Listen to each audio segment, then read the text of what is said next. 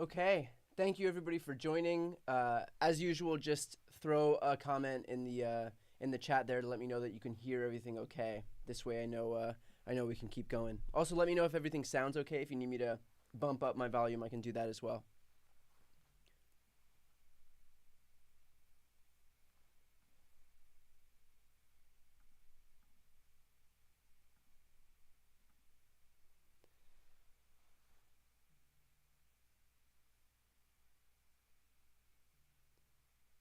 Okay, looks like everything sounds good. If at any point you need me to raise any volume, just throw me a message. So thank you for joining. This is what's being billed as the final January 6th committee hearing. We've obviously had 8 previous hearings prior to this where we heard from everyone ranging from Cassidy Hutchinson to Republican secretaries of state, aides to Mike Pence. People have come from state legislatures, elections workers.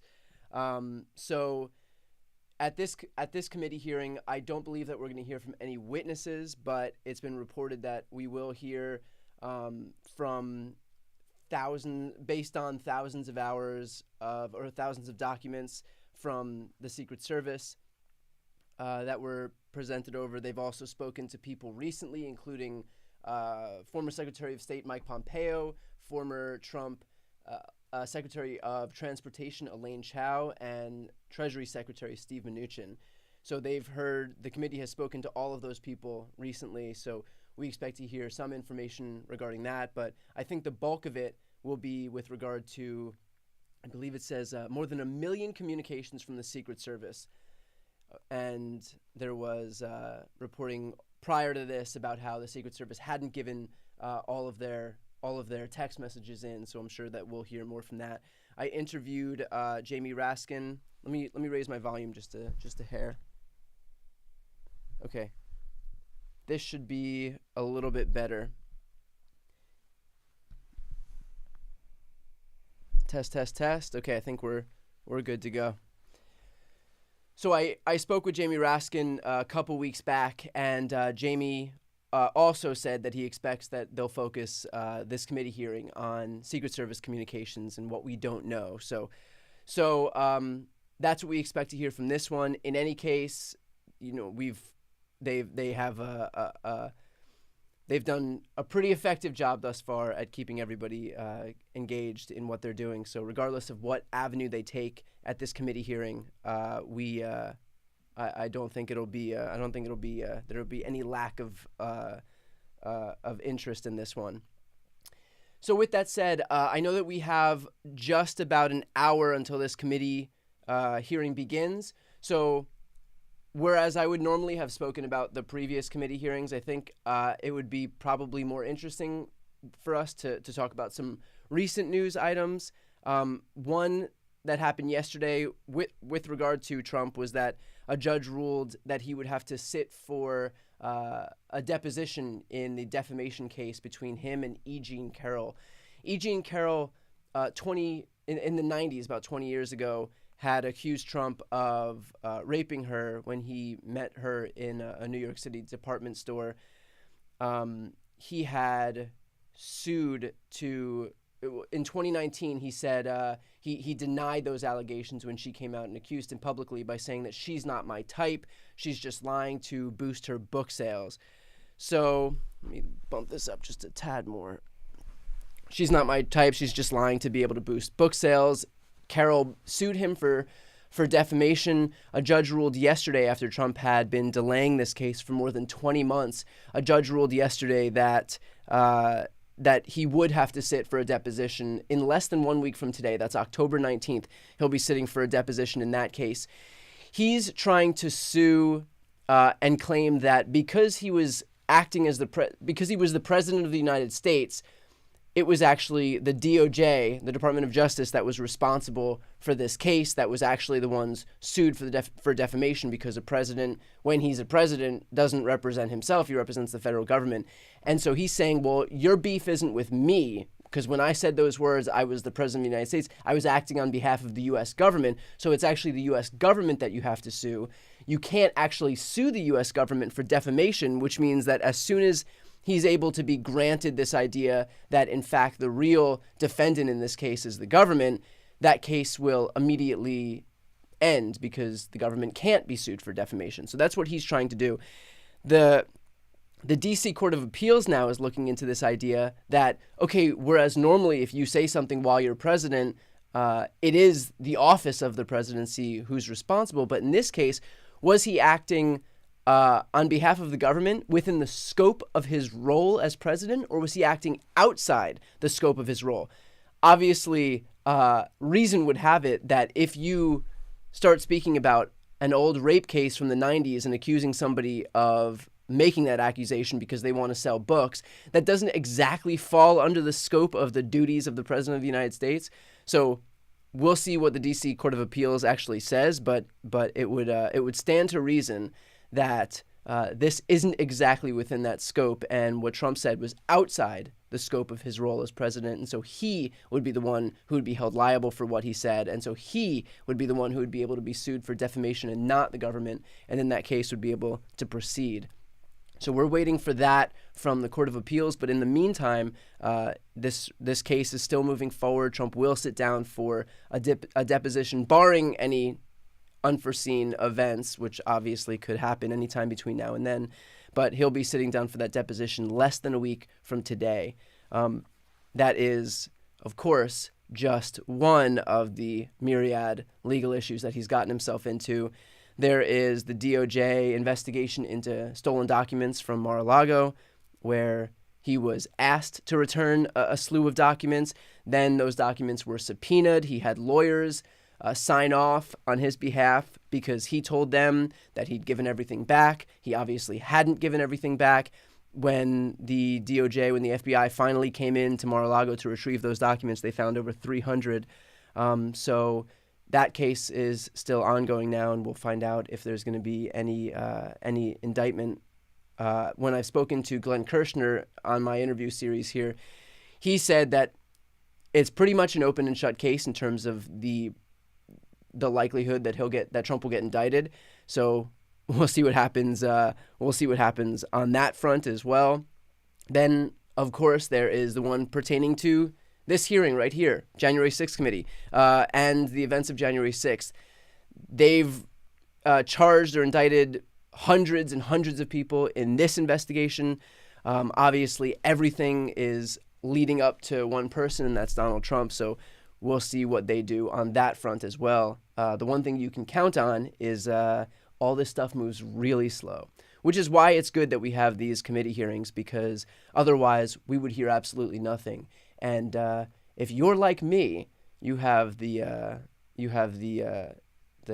propensity to start to lose your mind a little bit when you see all of this like overt criminality happening in broad daylight and then nothing happens. And of course, these investigations take a ton of time. There's even more time added because of the fact that this is a former president, and obviously there's political implications, blah, blah, blah, that doesn't matter, or it shouldn't matter. But all of this stuff takes a really long time, and it doesn't exactly like comport with our, what we think, which is that like you commit a crime, you should be held accountable for it in some degree of a reasonable amount of time.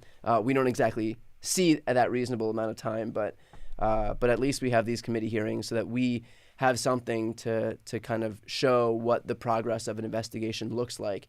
And hopefully that investigation in the January 6th committee is concurrent with what's happening in the DOJ. The DOJ has asked the January 6th committee for a bunch of documents. I'm not sure at this point if they're continuing to cooperate with the DOJ. I know that the DOJ has gotten some documents from the January 6th committee. I'm not sure if they continue to, but in any case, they're watching. So there's that.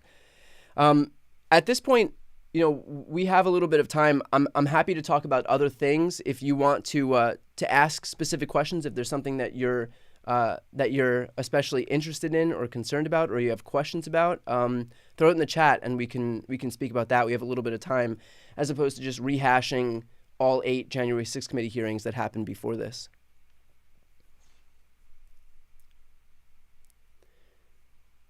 And thank you to people while we're doing that, while I'm waiting for those to come in, because there's about a 20-second delay. Thank you there's people telling me that they're here from all over the world, which is pretty amazing. So thank you for tuning in. I know that you have a ton of places where you can watch this, a ton of channels where you can watch this. So thank you. Julie Jones asked, are they trying to prove that he sold classified documents? I don't believe that they're trying to prove he sold classified documents now. I think that they're just trying to prove the fact that honestly, you don't necessarily have to do that for it to have been considered a crime. I mean, just the fact that he took those documents, that he took classified documents, as Republicans have made the whole world well aware, you can't take classified documents, you can't mishandle classified documents. That was the whole basis of the Hillary Clinton saga. They spent like 7 years wailing about the fact that a federal official was in possession of classified documents. Hillary Clinton was found at the end to have taken no top secret documents. Meanwhile, Trump has a barrel full of 300 mixed in with his personal affairs. So I don't think it's that they're trying to prove that he sold classified documents, although that would be the crime of the century, which I know is overused at this point. But my God, if he actually sold classified documents and they had proof of that would be so on a different level, unlike anything we'd ever seen in this country's history. This is already that. This is already unlike anything we've seen in this country's history. But that would be next level stuff. So it's just that they're trying to show that he took them, and he did, and it's a pretty open and shut case. So, but it still takes time.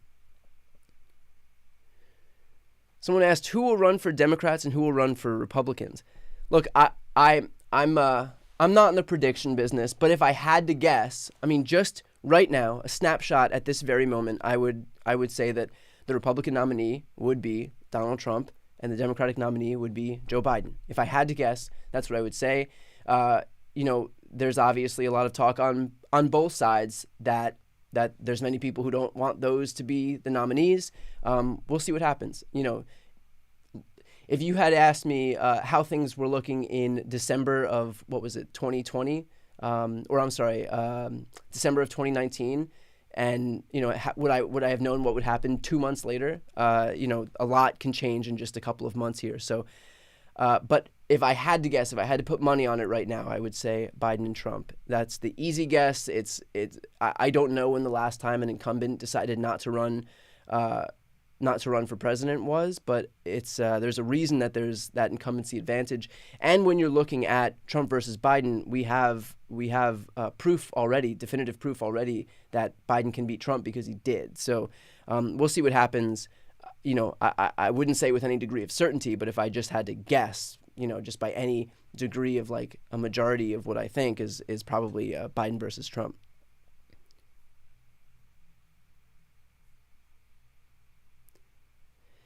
What happens first? Trump announces 2024 candidacy or DOJ files charges? That's a good question. And a lot of people are saying that, oh my God, I feel like I sound like Trump here, like many people are saying. But there are a lot of analysts and people online and journalists who are suggesting that Trump would announce so that he can say, oh, well, there are rules then regarding what the DOJ can do in terms of announcing investigations for a political candidate. Obviously, he's not a political candidate until if that rule comes into effect, where the DOJ can't do anything within, I believe, 60 days before an election. It's still not going to have any impact now because he's not on the ballot for a year and a half. So. But then there's the fact that if he announces and says that he's a candidate, then he can point to all these open investigations and basically say, look, they're only doing it because they're afraid of me. It's because I'm a candidate. It's because they're trying to use the power of their office to sink my campaign. He's going to say that anyway. He's already basically saying that anyway. So if we're going to think that that him announcing his candidacy is going to change anything, all of the excuses that he would use if he were to announce that he's running for president are what he's using right now. It's going to make no difference. And the DOJ shouldn't listen to any political bullshitting anyway about whether he's going to be a candidate for office, whether he's a former candidate for office. The fact is that he did what he did and just move forward with those investigations anyway, which should go without saying.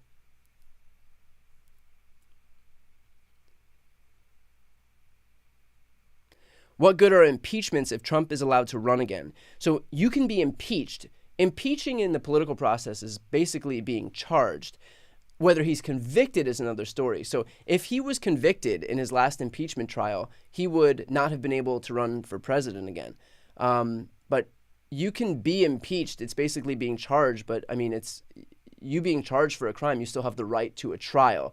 The difference here is that the jury in that trial is a bunch of political hacks. I mean, it's half of those people are in his own party. And so they have a vested interest in making sure that the guy who leads their own party isn't held accountable for his crimes. And in fact, a lot of the jurors there were co-conspirators or participants in the exact crime that he was being charged for.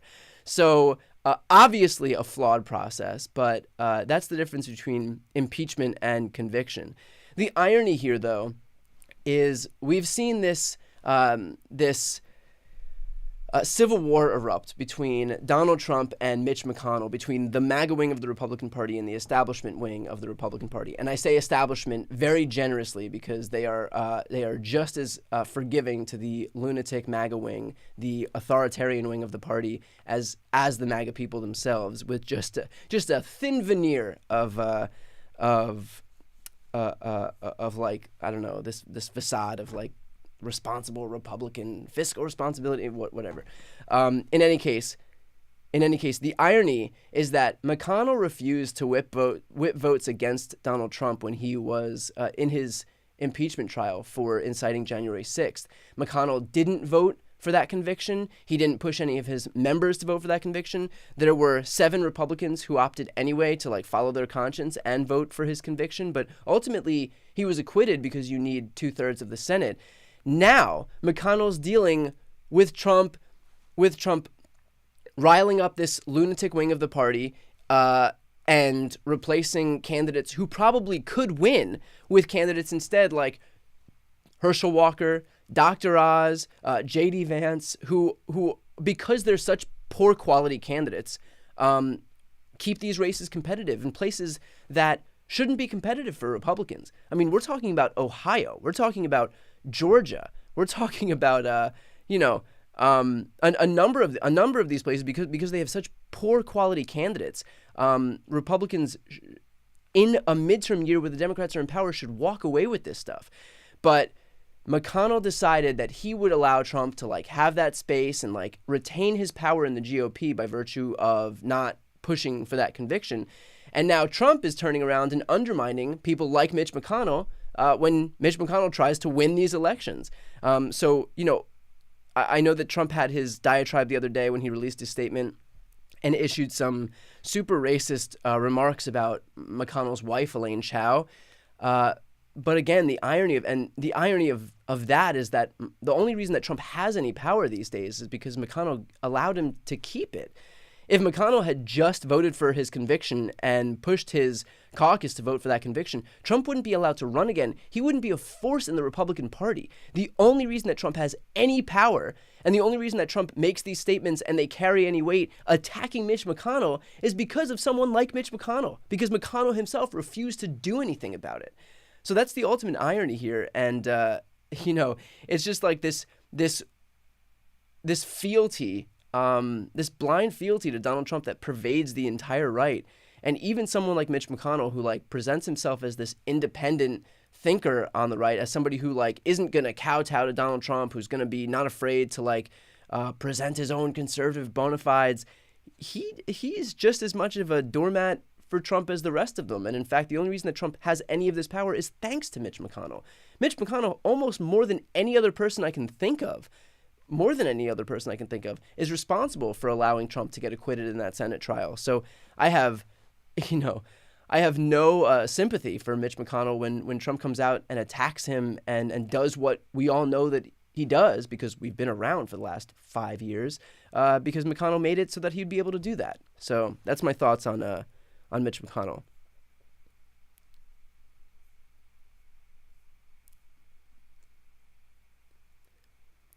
Someone asked when the committee hearing is set to begin. We are about 50 minutes away from the committee hearing beginning. So it's going to be 10 a.m. Pacific, 1 p.m. Eastern.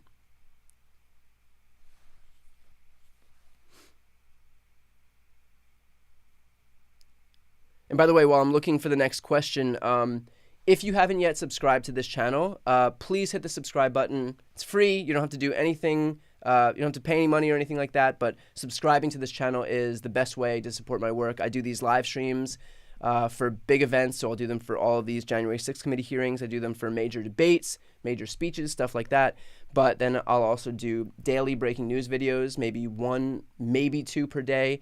And I have interviews every week. So I've interviewed everyone from Joe Biden, Kamala Harris, Elizabeth Warren, Katie Porter, Jamie Raskin, Pete Buttigieg, Jen Psaki.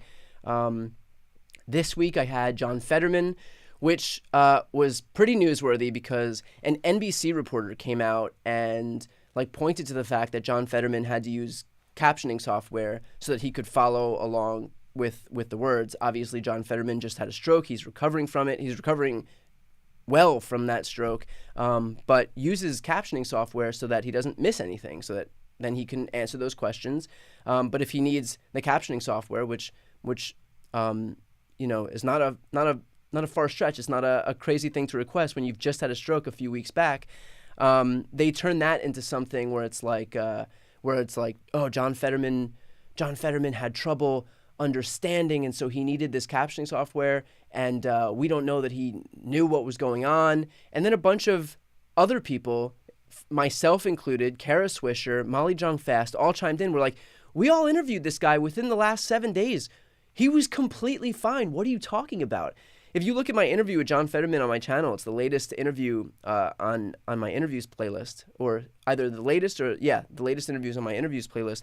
The guy was completely fine. The only thing that he would do is switch the occasional word. And so, every once in a while, he just switched 2 words or search for a word. And God knows if searching for a word was disqualifying, I wouldn't have a YouTube channel because most of my time is spent looking for the next word. But in any case, that was the drama, the contrived drama with the mainstream media this week is that they just, obviously the Fetterman-Oz race has been going well for Fetterman and not so well for Oz, and they needed some drama to inject in that race, and so they're trying to ham up this idea that John Fetterman is unable to understand words all of a sudden, except you have a bunch of other interviewers, myself included, who've just spoken to him within the last week, and other than swapping out a single word at a time in 1 out of every 3 answers, the guy was completely fine, completely coherent, and imminently more qualified for the Senate than someone like Dr. Oz, who, as we all know, reporting came out recently that he was responsible for overseeing the death of dogs in experiments, of overseeing the deaths of puppies. I mean, my God, it's almost like comic book level villain status. So in any case, that's what happened this week with the whole Fetterman-Oz situation.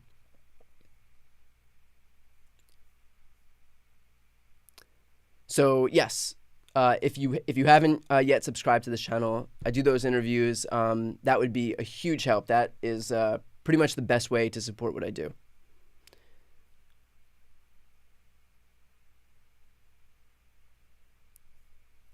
So you can throw your questions back in the chat. I'm trying to go back to answer the previous questions that you've had.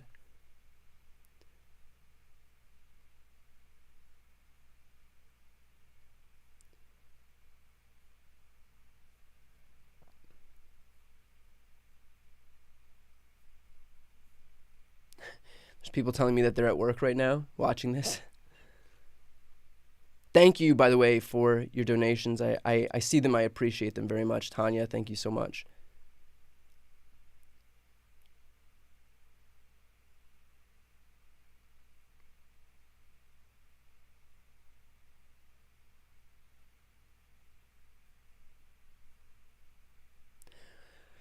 I think that there's people who don't know the puppy situation with Oz, because I'm getting questions about Oz and puppies. So there was reporting that came out that Oz had overseen experiments at Columbia University where he was basically found to have been abusive toward animals. There were over 300 dogs that died in his experiments. A number of them were puppies. The puppies had been killed, and live puppies were thrown in like a bag with litter mates who had died. And I admittedly did not read the entire article because I couldn't. Not really my choice of political news that I want to like sink my teeth into. So, but suffice it to say that Oz was responsible for overseeing experiments. The Columbia got fined, I believe, a few $1,000s, which is like a tacit admission that they violated. There's a rule. I think it's like let's see.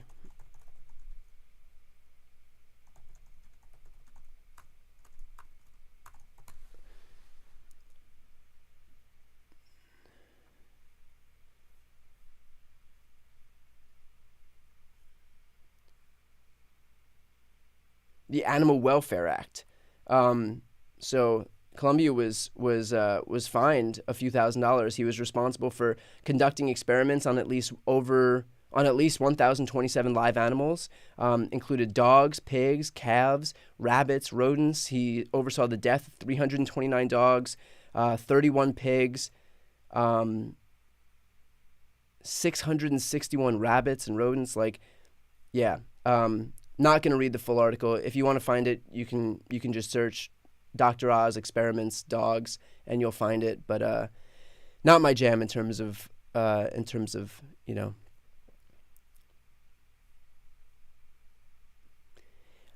mean, it's almost like the idea that that's who they're running. Like, it's almost like a joke. Like, at least he didn't kill puppies is like a joke in terms of what you would say is like the worst possible thing that someone can do. It's the floor, the bare bottom, the most depraved thing that you could get caught doing. And as like a joke, though. And he actually did it. So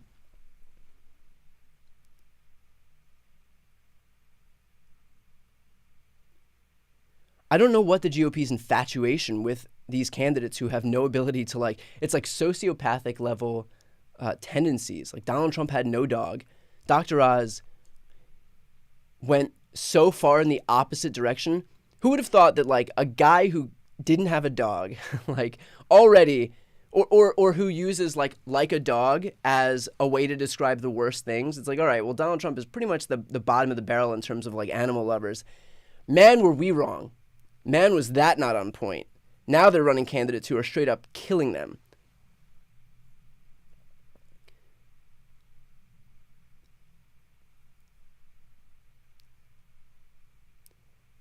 Someone asked what my favorite Star Trek series is. I've never watched Star Trek. I have no idea who a single character in that show is. I've also there's a lot of things that I haven't watched. But anything sci-fi, I've never watched it. I also never watched Goodfellas.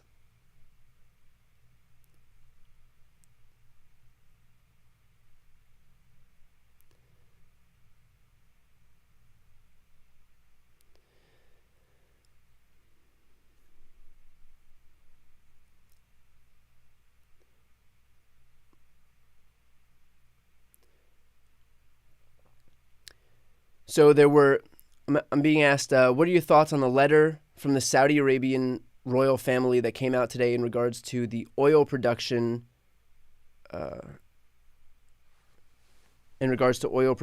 let me check.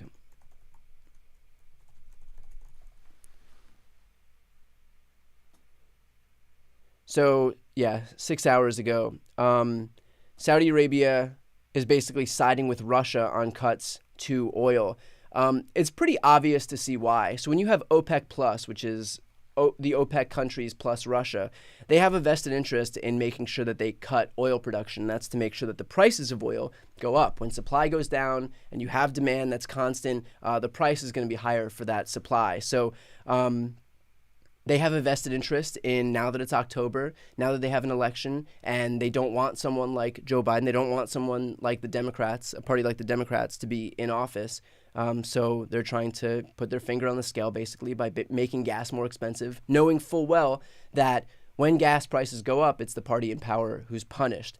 And so basically Russia wants to be able to use funds from selling gas on the global market to continue funding their war in Ukraine. The United States doesn't want that, doesn't want to support Russian oil. We've blocked the import of Russian oil. We're pushing European countries to do the same, to transition to renewable energy.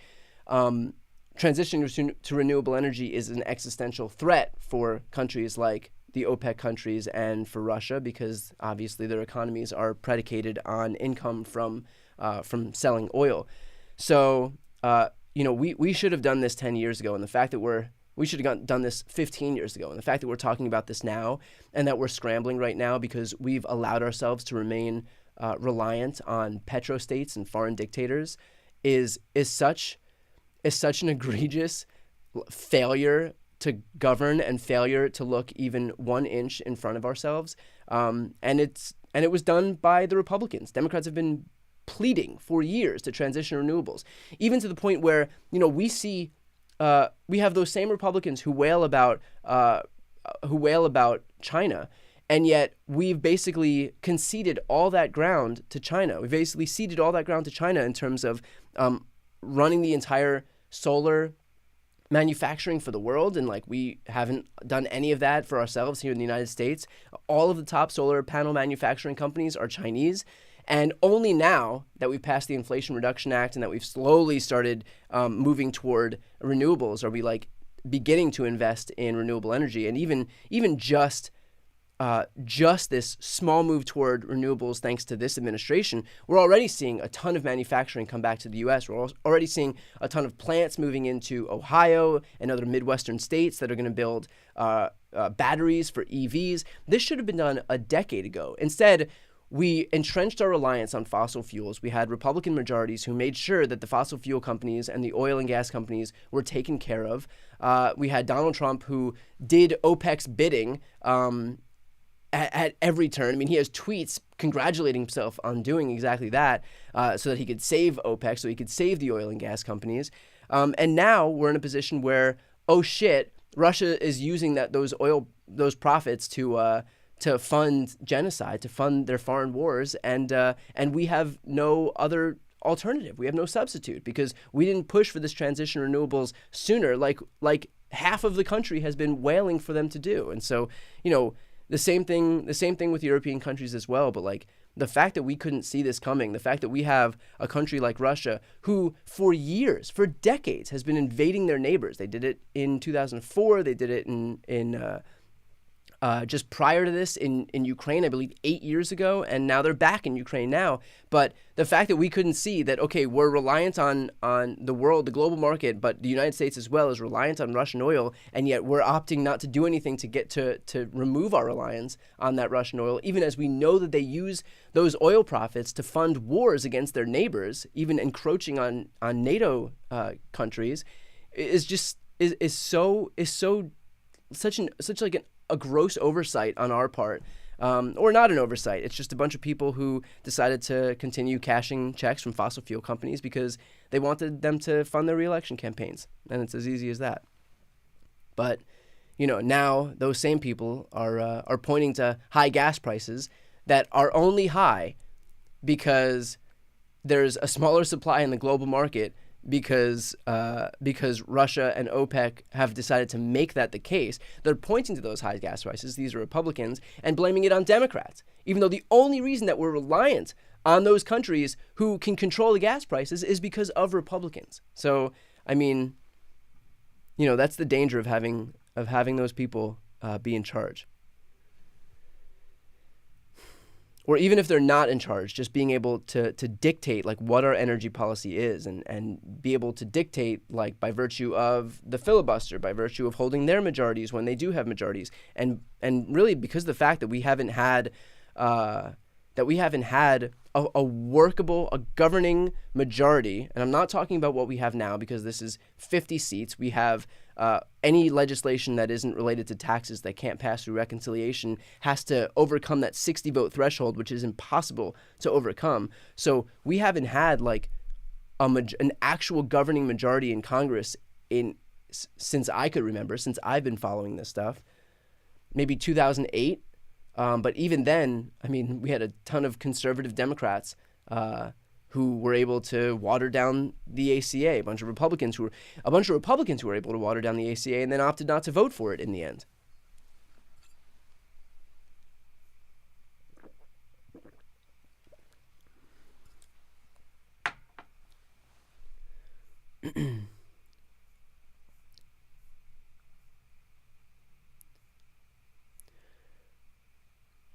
Julie asked if Biden should pack the Supreme Court. Yes, I absolutely believe in packing the court. I think that this court is not legitimate. I think it was packed itself by a bunch of Republicans who decided that that they would make up pretend rules for how it would suit them.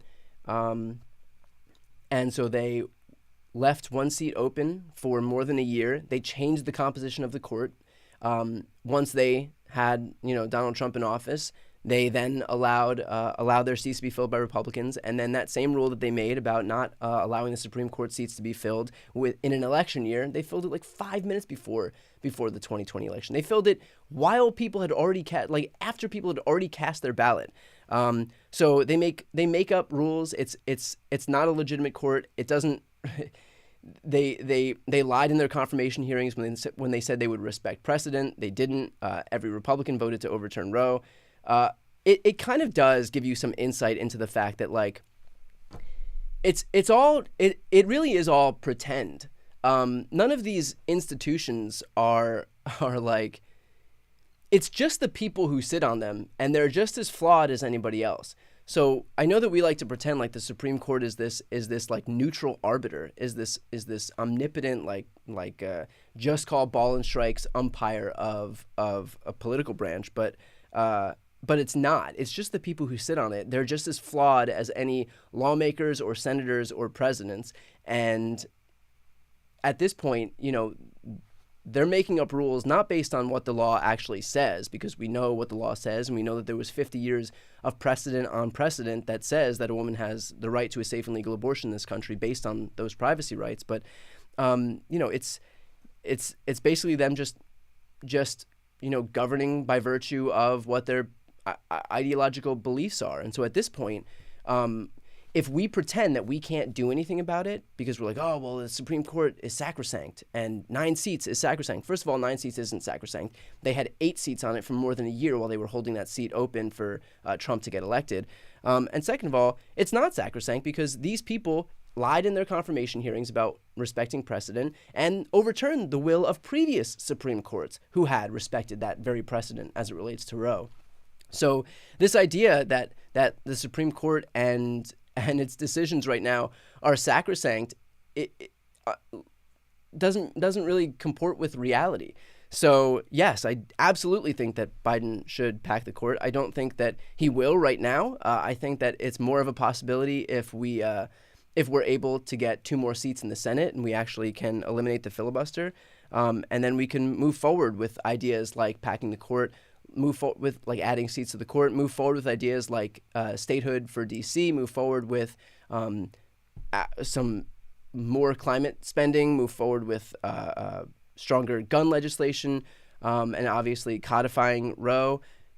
The thing about codifying Roe is if we're able to keep our majority in the House and expand our Senate majority by 2 seats and actually eliminate the filibuster, we can codify Roe. But if and when Republicans challenge that and it gets up to the Supreme Court, this Supreme Court is perfectly capable of just pointing to that and saying, well, that goes against personhood, and we deem that there's personhood from the moment of contraception, and so this law is unconstitutional. So that's a possibility. We have to go about this in a certain order.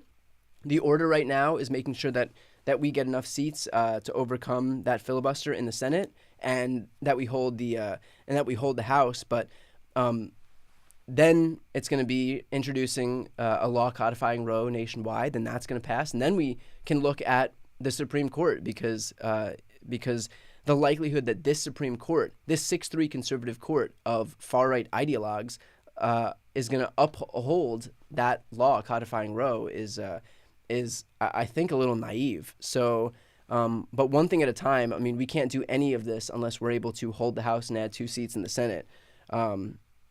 So, which is why I would say, by the way, for anybody watching, I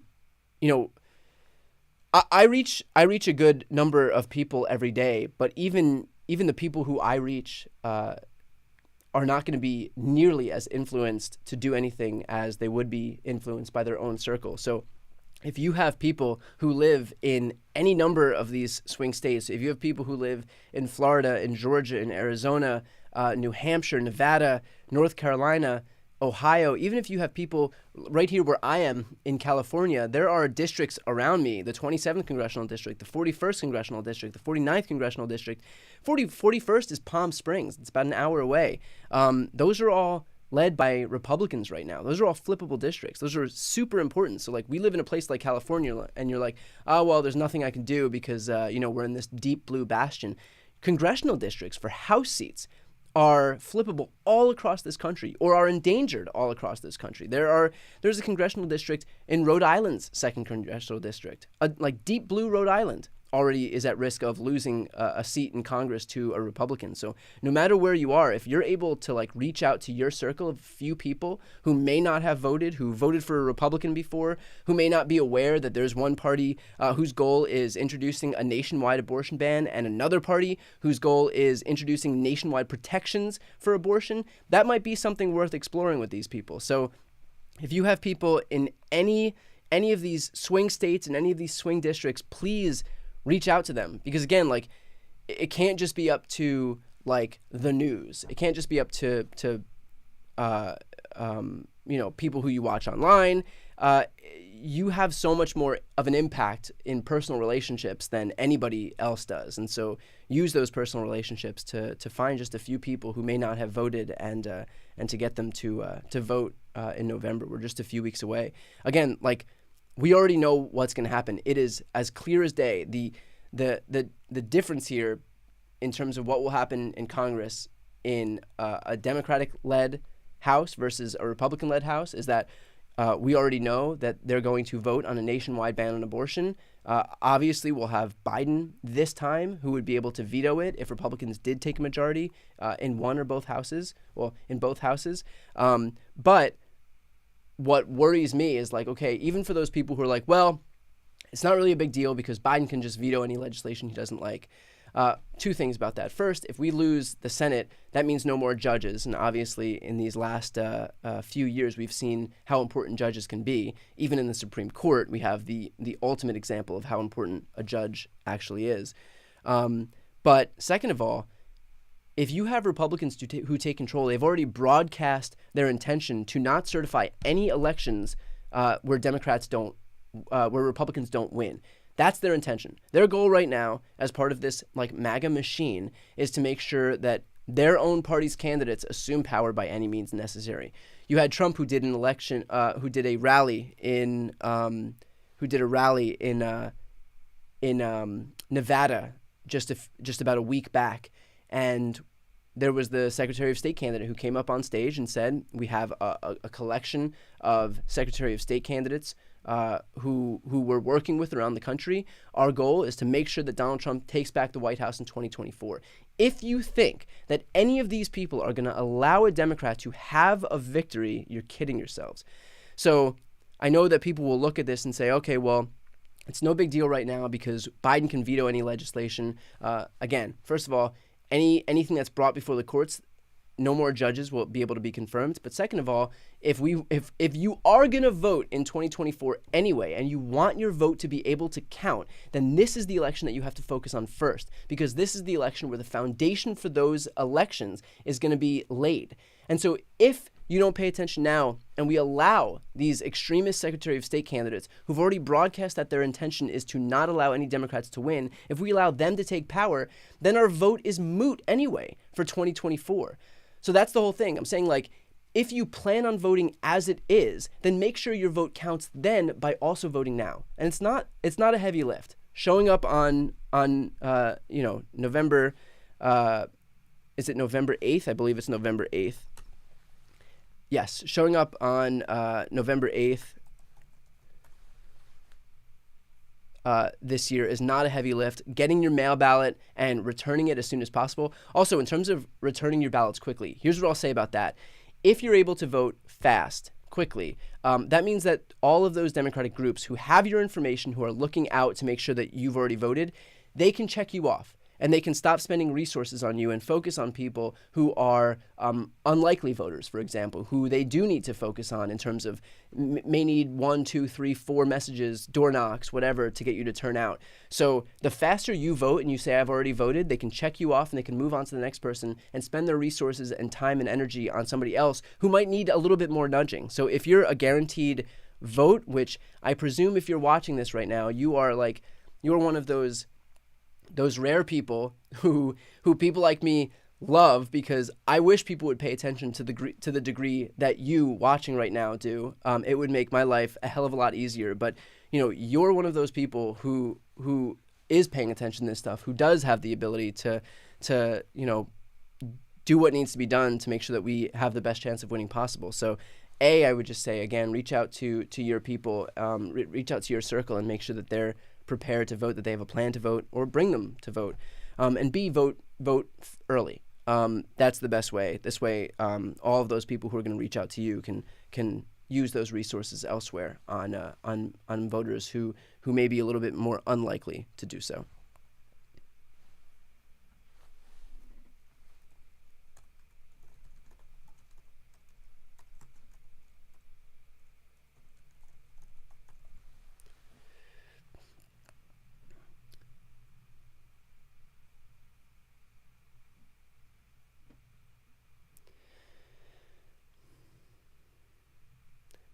Mitch said, conservatives in my area are saying the opposite. Wait until later to vote so it can't be tampered with. I would disagree with the premise of that. No one's tampering with. I mean, there's this whole conspiracy, like, intertwined within the entire Republican narrative that the deep state and Hugo Chavez and the Chinese and Hillary Clinton are all tampering with your votes. Vote early. Get it out of the way. Make sure your vote counts. A lot of states will allow you to track your ballot. If you've gone in person, then you know that it's counted.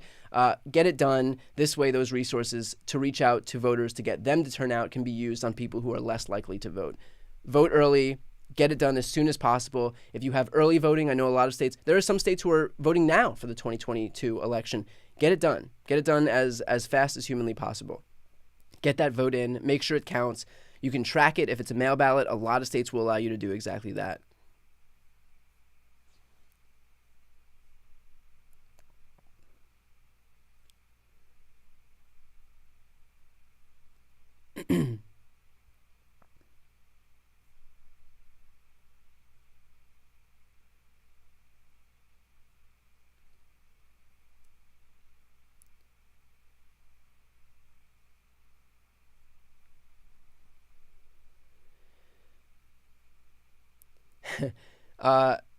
Celine says, Hugo Chavez is dead. I don't get it.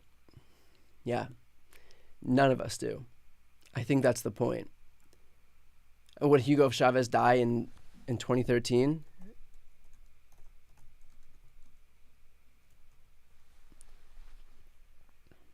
Yeah, 2013. And yet he was somehow a major part of the Republicans' conspiracy about Democrats meddling in this election. That should pretty much explain everything.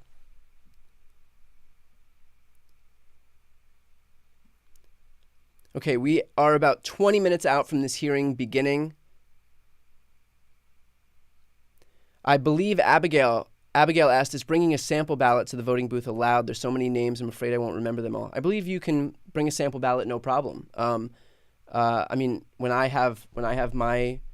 I write down who I'm going to vote for, I keep it in my phone, but having having a guide for yourself so that you know who to vote for is fine. I mean, you won't submit that ballot. I would check, just ask when you get there, but bringing your sample ballot is fine. Also, if you're looking for resources in terms of who to vote for, check out votesaveamerica.com. Vote Save America, that's part of Pod Save America. They do a great job with their Vote Save America stuff. So that's what I would say for that. One announcement too. We're about 20 minutes out. Do want to make a quick announcement. I'm selling wine called Codify Rosé. It's a rosé, obviously. Codify Rosé. All of the profits are going to voter registration, an organization called Field Team 6. So if you go to, I'm going to put the link in the chat here, and if you are interested in buying wine to support voter registration, you can check out my website, briantylercohen.com, and just click on Codify Rosé. It makes a really good gift. The bottle is really nice, and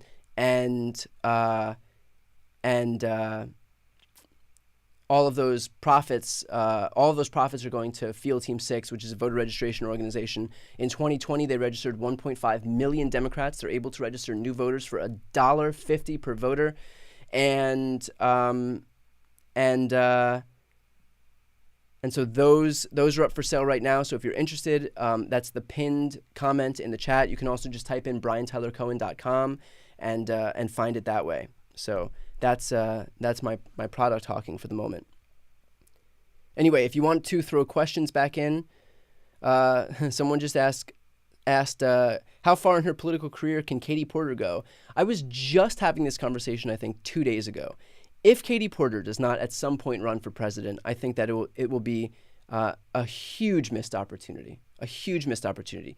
I think Katie Porter is, like, not exaggerating in the slightest, the best the Democratic Party has to offer. Someone asked, is the wine available outside of the United States? No, unfortunately, the wine is not able to ship overseas.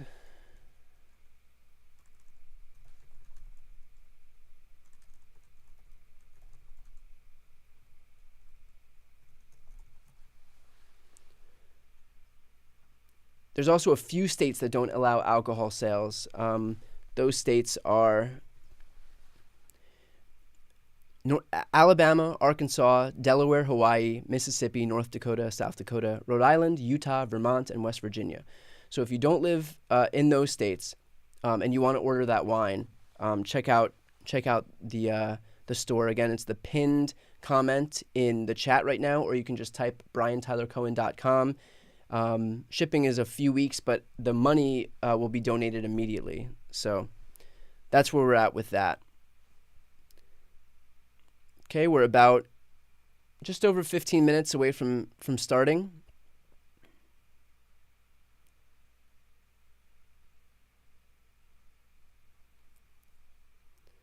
Again, for people who are just tuning in right now, we're about just over 15 minutes away from beginning. If you want to support my channel, the best way is just subscribe. It's free. That's the best way to support my work. I do breaking news videos every day, live streams like this one, and interviews as well. So I've interviewed Biden, Kamala Harris, Elizabeth Warren, Jamie Raskin, Buttigieg, Jen Psaki. Actually, I have a pretty exciting interview next week. This week I had John Fetterman, and there's an interview being released today after this hearing with Amy Klobuchar about the Electoral Count Act. That is the law, that's the bipartisan law that passed through the Senate committee 14-1. So it looks like that is going to have a good chance of passing the full Senate. That would kind of reaffirm these rules that the vice president's role is purely ceremonial. And that's obviously to prevent another Mike Pence-like figure from being pressured into unilaterally deciding who wins the election. And it also raises the bar in terms of how many people can gum up the proceedings by objecting to the votes. I think now they need 20% of the caucus to be able to do that. 20% of the caucus or 20% of the entire House to be able to object, so that they can then retreat back for an hour and discuss the objection. Right now, I believe one member of the House and one member of the Senate. That's all it takes to be able to do that. And if you have someone like Marjorie Taylor Greene and Ted Cruz, two lunatics, then you'll be able to do that for every state, no problem, and allow these lies to continue to fester about there being fraud or a rigged system, blah blah blah. So that interview is coming out today with Amy Klobuchar. We talk all about the Electoral Count Act. Next week, I have Stacey Abrams. That is going to be a really exciting one. I have been trying to interview Stacey Abrams for a very, very long time. So that is a really exciting interview coming out. So anyway, if you want to check that interview out, just make sure to subscribe to this channel, and you'll see that probably Sunday or Monday. So coming up really soon. As we were saying before, you can throw questions into the chat now, and we'll talk about them. 15 minutes away, so let's...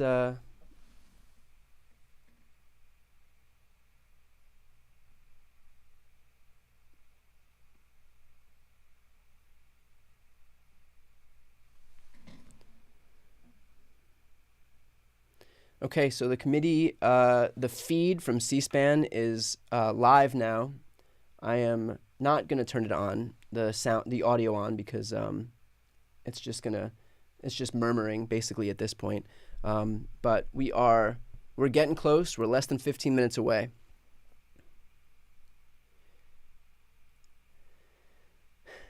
East asked, what would need to happen for Trump to be disqualified to run as a presidential candidate? I think right now, if he were to be convicted of in this ongoing DOJ investigation, that would be some charges carry with them a disqualification from holding future federal office or from holding future office. Obviously, anything like seditious conspiracy would have that consequence. We don't know what it's going to be yet because we haven't seen any charges, but that's what it would be. If he were indicted in the Senate trial, he would have been prevented from running in the future. And again, I explained this a little bit earlier, but for people who have missed it, this whole civil war that's erupted between McConnell and Trump is especially ironic because McConnell refused to vote to convict Trump in that second impeachment trial, and basically by virtue of doing that, allowed him to retain all of his power because he could continue to basically hint that he's running again in 2024 and remains the presumptive 2024 Republican nominee. Had Mitch McConnell and the rest of those Republicans just voted to convict him when he was actually worthy of being convicted, and when they had the chance to do exactly that, he'd have been disqualified from running for office again. And so this same guy who's now releasing statements on a weekly basis attacking Mitch McConnell or saying like racist slurs about his wife, the only reason that Trump has that power is because someone like Mitch McConnell allowed him to retain it. And so, that's a situation where this like fealty to Donald Trump, this like horror about stepping on his toes or doing anything that might undermine the guy, kind of comes back to bite all of those people who protected him in the ass because now he's moving on to attack them, and they're the ones who allowed him to retain that power. So that's just the ultimate irony here.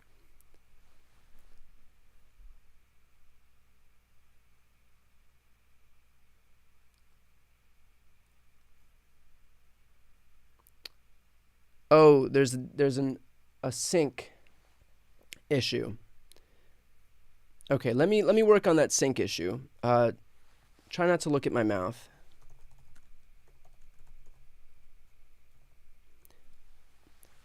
I'm aware of the sync issue.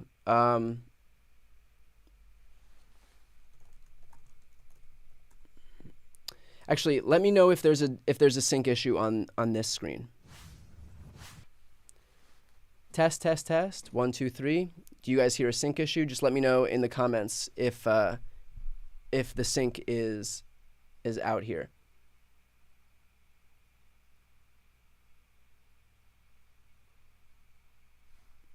Cool. Okay. I see a lot of people saying that the sync is fine now.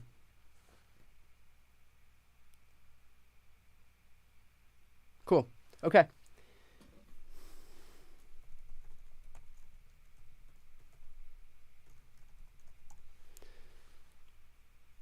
Excellent. Sorry about that. Gotta love running the entire studio here. As someone who really doesn't have like a technical background. We are 10 minutes out. 10 minutes out from this January 6th committee hearing beginning. Let's go to that screen. A little bit more comfortable. Cool. Thank you guys for watching. I know that there's a ton of channels that you can watch at. Thank you for subscribing. This channel is above 1.5 million subscribers. I think we're at 1.55 million. So thank you for subscribing. If you're not yet subscribed, please consider subscribing. And I was going to make some really corny joke about join the 1.5 million people and see what you're missing. But throw me a subscribe if you're not yet subscribed. Again, breaking news videos every day. Interviews. We have a good one with Stacey Abrams coming out in just a few days from now. Ethan has volunteered to be my IT guy.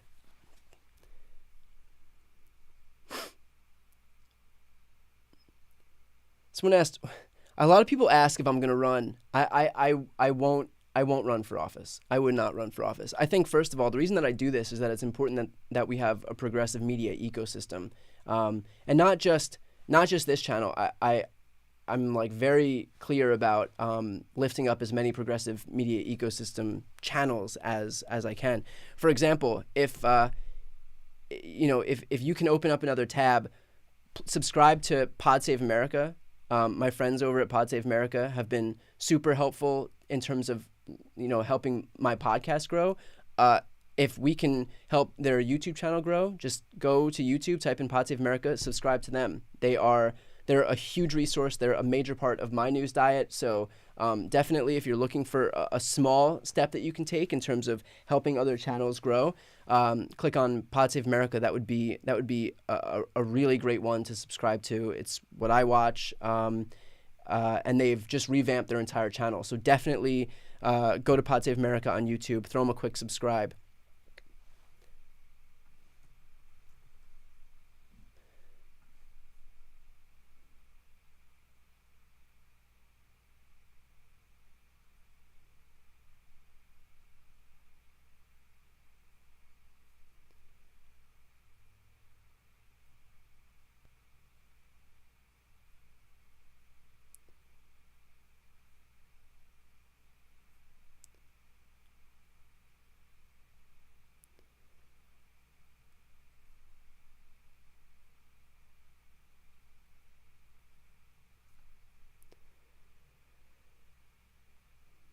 Excellent. Thank you, by the way. A lot of people are saying that they've just subscribed to Pod Save America. I'm going to throw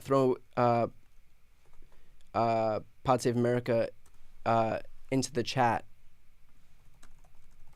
so that you can just give a quick click on that and throw them a subscribe. So that's Pod Save America. I've just pinned it. So just click the link in the chat and subscribe to their channel. That would be that's a great way to help support this entire ecosystem. So today's hearing, which is going to begin in just over 5 minutes, will focus on, I don't believe there's going to be witnesses, but it's going to focus on, I believe, a number of Trump's former cabinet secretaries, including Elaine Chao, who I explained before, was on the receiving end of this racist statement from Trump. We're going to hear from, I believe, information regarding Mike Pompeo, regarding Secretary of Treasury Steve Mnuchin. But something that I'm pretty certain about is that we'll hear something related to the Secret Service. The January 6th committee, since its last hearing, has received more than 1 million communications from the Secret Service that as it was leading up to the events of January 6th. An aide told reporters, quote, "We will be presenting a great deal of new documentary evidence tomorrow, and certainly among that evidence will include information from the hundreds of thousands of pages that the United States Secret Service has produced to the committee pursuant to the committee's subpoena of July." So expect to hear some information regarding the Secret Service as well. I'm going to turn the audio on here. The din of the January 6th committee hearing. I'll raise that audio once they take the stage, and I'll likely mute myself out.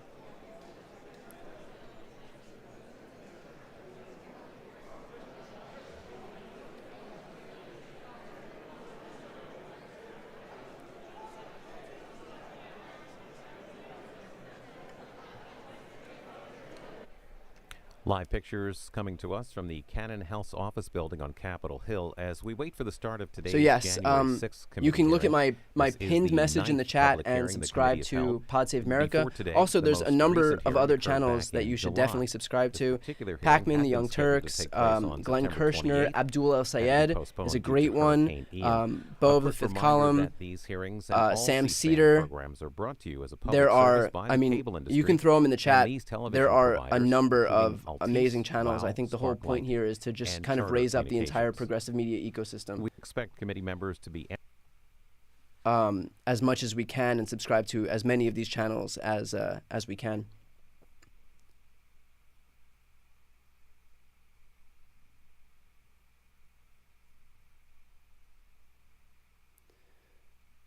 Okay, it looks like we're less than 5 minutes out.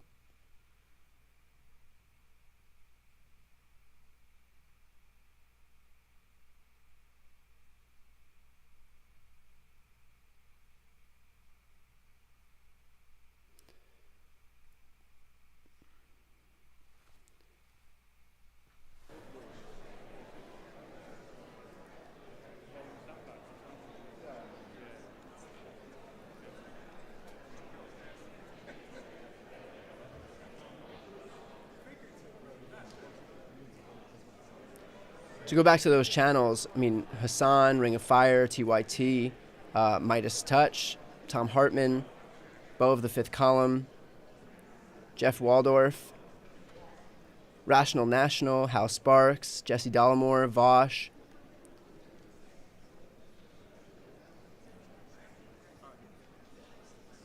Secular Talk, Kyle Klinsky.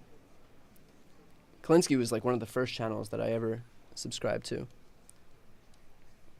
So yeah, there's a ton of great ones. There's no shortage of channels to support.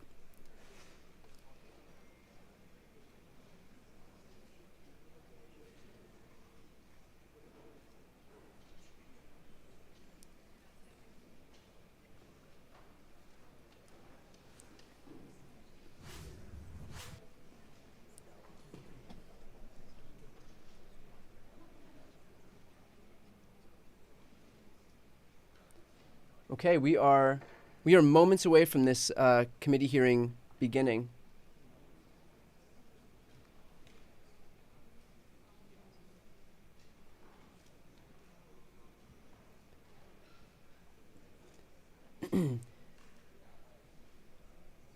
They should be walking in any moment, but in the meantime, I would just ask one last time, if you are not yet subscribed to my channel and want to support what I do, this is the best way. Just subscribing to the channel is the best way. It doesn't cost you anything, but it's the best way to support my work. So just hit the subscribe button. That would be highly appreciated.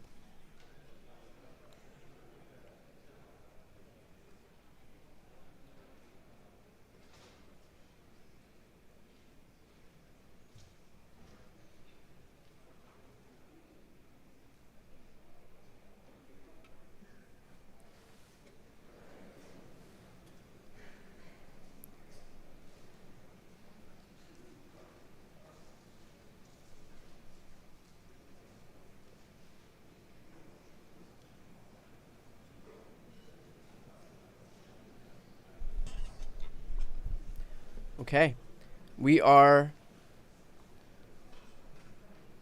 just about ready to go. Someone asked, how long will Codify Rosé be available to buy? I'm not sure how long it'll be available to buy. I'm going to throw the link into the chat one more time. Again, if anyone's looking for a gift and you want to support voter registration, I'm selling wine called Codify Rosé. It is available in the U.S. I just pinned that link, so just check the chat. You can go to briantylercohen.com. Profits go to Field Team 6, which is an amazing voter registration organization. The bottle is really nice. It says Codify Rosé on it. Definitely check it out on the website. It's a good gift. Again, profits go to voter registration. The wine won't come for a few weeks, but the donation goes immediately to the voter registration organization. I've been in contact with them every day. If you don't know Field Team 6, they do really, really amazing work. Registered 1.5 million Democrats in 2020. They're able to register new voters for $1.50 per new voter. So I love that organization. I've helped them as much as I can, and this was something that I, thought would be fun to do in terms of yes, it's finding a way to donate, but you actually get something from it. And it's a really cool bottle of wine.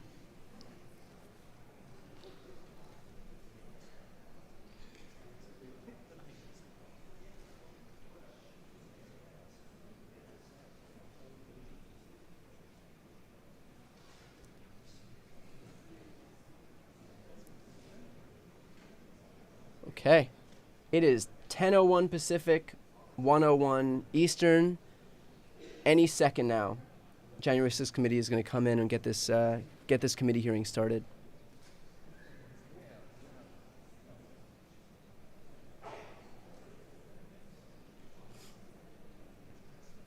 There's no reporting of a late start, so we should be hearing from them literally any second.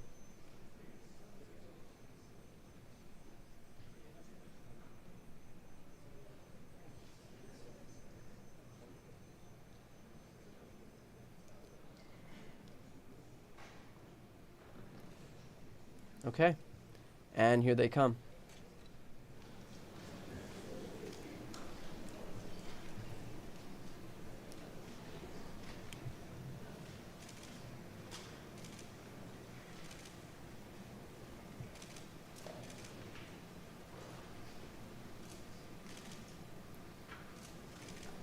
For people just tuning in, the committee hearing is starting right now. You haven't missed anything. This is them first walking in for those just tuning in right now.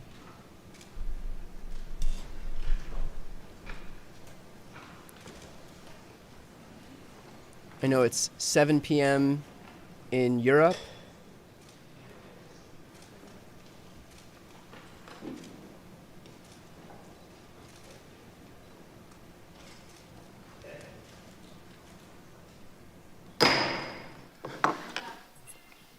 The Select Committee to investigate the January 6th attack on the United States Capitol will be in order. Recess at any point. Pursuant to House Deposition Authority Regulation 10, the Chair announces the committee's approval to release the deposition material presented during today's hearing. Good afternoon, and may God bless the United States of America. 4 months ago, this committee started to present our findings to you, the American people. From the beginning, we understood that some people watching those proceedings would wrongly assume that the committee's investigation was a partisan exercise. That's why I asked those who were skeptical of our work to simply listen to the evidence, to hear the testimony with an open mind, and to let the facts speak for themselves before reaching any judgment. Over the course of these hearings, the evidence has proven that there was a multi-part plan led by former President Donald Trump to overturn the 2020 election. Donald Trump lost his bid for re-election, as shown from the testimony of some of the president's closest allies and advisors. Donald Trump knew he lost. Despite this knowledge, Donald Trump went to court to contest the 2020 election, and he lost in court. The Electoral College met and declared Joe Biden the winner, yet Donald Trump continued to pull out all the stops in his attempt to stay in power. What Donald Trump proceeded to do after the 2020 election is something no president has done before in our country. In a staggering betrayal of his oath, Donald Trump attempted a plan that led to an attack on a pillar of our democracy. It's still hard to believe. But the facts and testimony are clear, consistent, and undisputed. How do we know this? How have we been able to present such a clear picture of what took place? Because of the testimony we've heard and that we have presented to you through these proceedings, because of the documentary evidence we've gathered and also made available directly to you, the American people. When you look back at what has come out through this committee's work, the most striking fact is that all this evidence comes almost entirely from Republicans.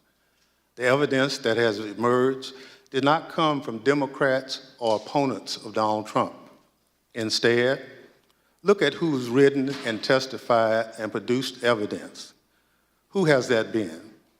Aides who've worked loyally for Donald Trump for years, Republican state officials and legislators, Republican electors, the chairwoman of the Republican National Committee, political professionals who worked at the highest levels of the Trump campaign, Trump appointees who served in the most senior positions in the Justice Department, President Trump's staff and closest advisors in the White House, members of the President Trump's family, his own White House counsel.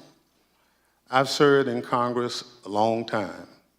I can tell you it's tough for any congressional investigation to obtain evidence like what we've received, least of all such a detailed view into a president's inner circle.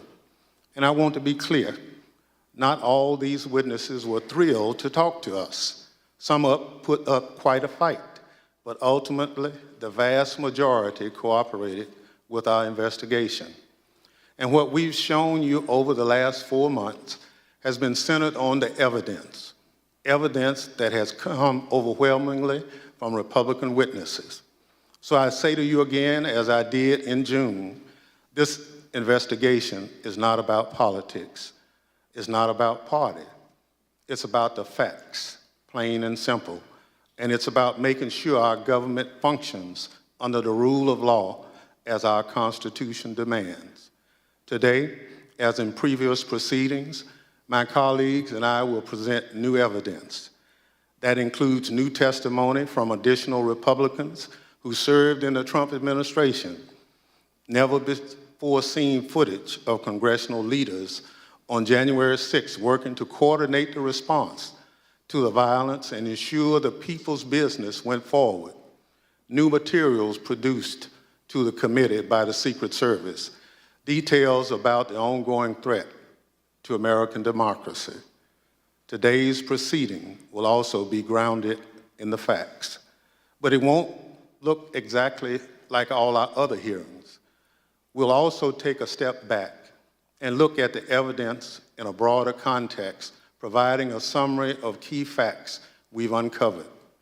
Facts relevant to former President Trump's state of mind, about his motivation, and about his intent. What did President Trump know? What was he told? What was his personal and substantial role in a multi-part plan to overturn the election?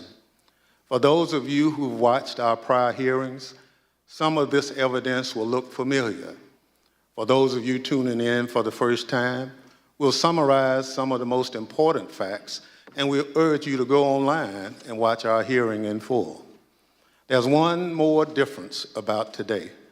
Pursuant to the notice circulated prior to today's proceedings, we are convened today not as a hearing, but as a formal committee business meeting, so that in addition to presenting evidence, we can potentially hold a committee vote on further investigative action based upon that evidence.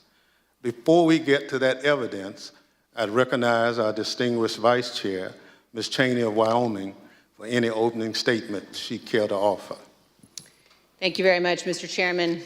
Much has happened since our last public hearing on July 21st, As the chairman mentioned, we've received new and voluminous documentation from the Secret Service, which we continue to analyze. We've received new witness testimony, including about efforts to obstruct our investigation and conceal key facts. And according to public reporting, the Department of Justice has been very active in pursuing many of the issues identified in our prior hearings. Our committee may ultimately decide to make a series of criminal referrals to the Department of Justice, but we recognize that our role is not to make decisions regarding prosecution. The preamble to our Constitution recites among its purposes to, quote, establish justice. And our nation's judiciary and our U.S. Department of Justice have that responsibility. A key element of this committee's responsibility is to propose reforms to prevent January 6th from ever happening again.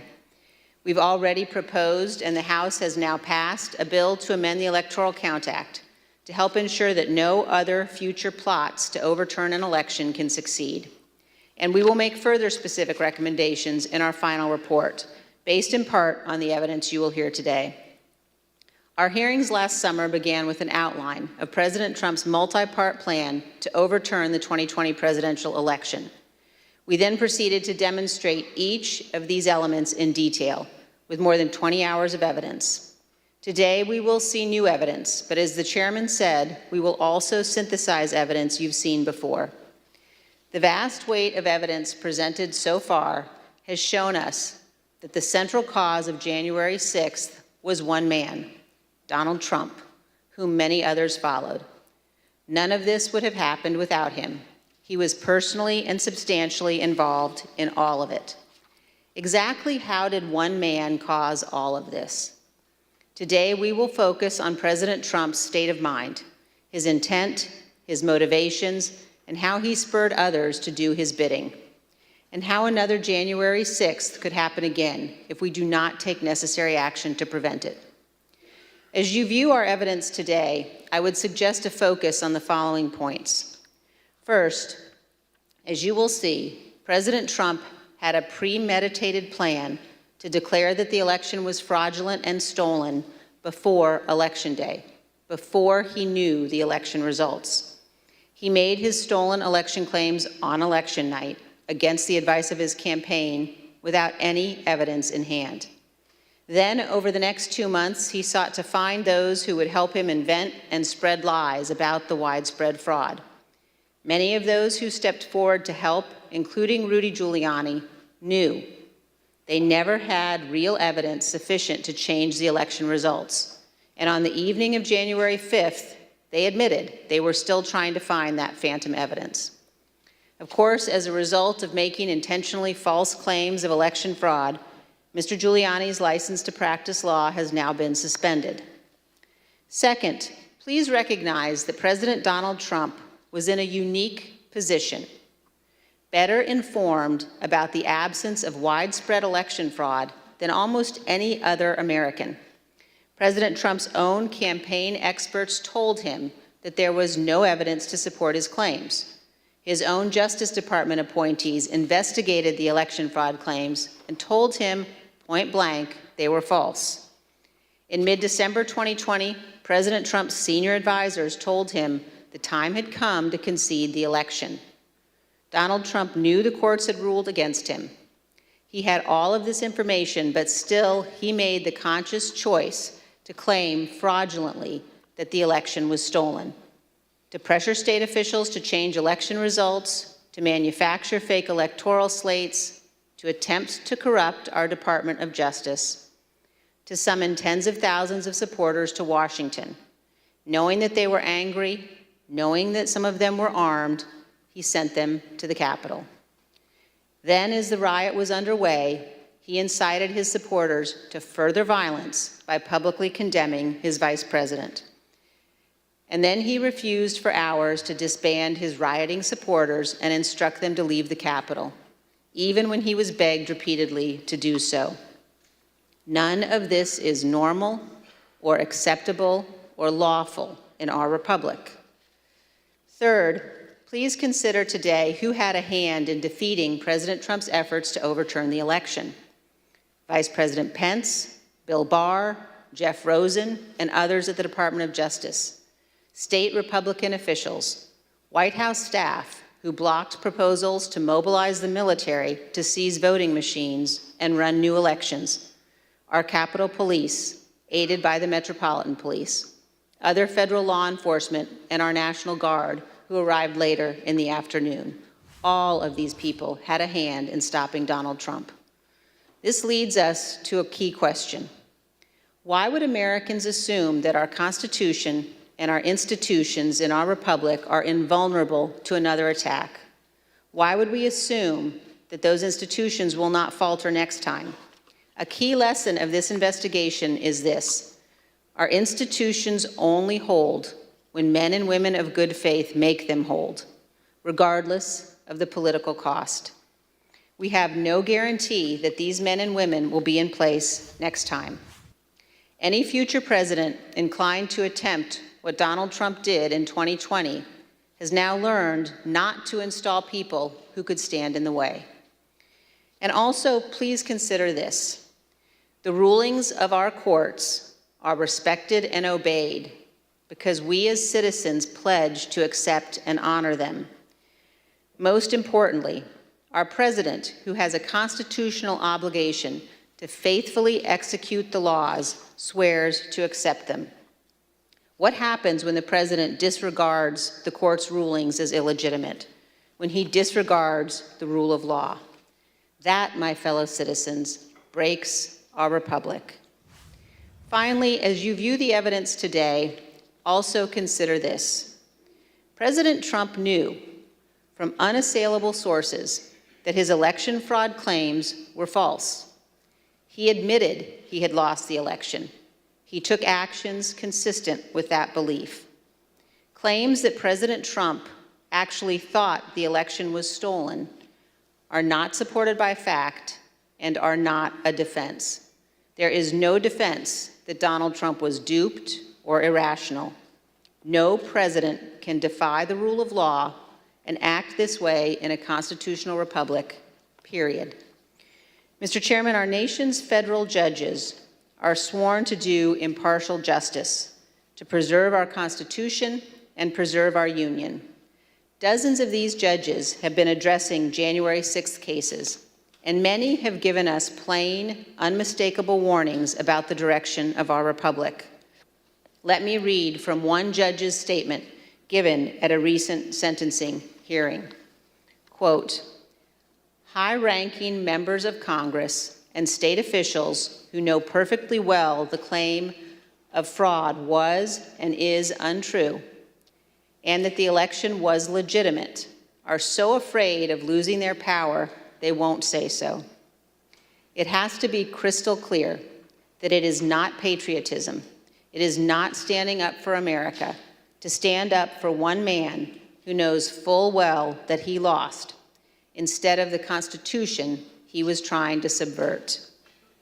Mr. Chairman, the violence and lawlessness of January 6th was unjustifiable, but our nation cannot only punish the foot soldiers who stormed our Capitol. Those who planned to overturn our election and brought us to the point of violence must also be accountable.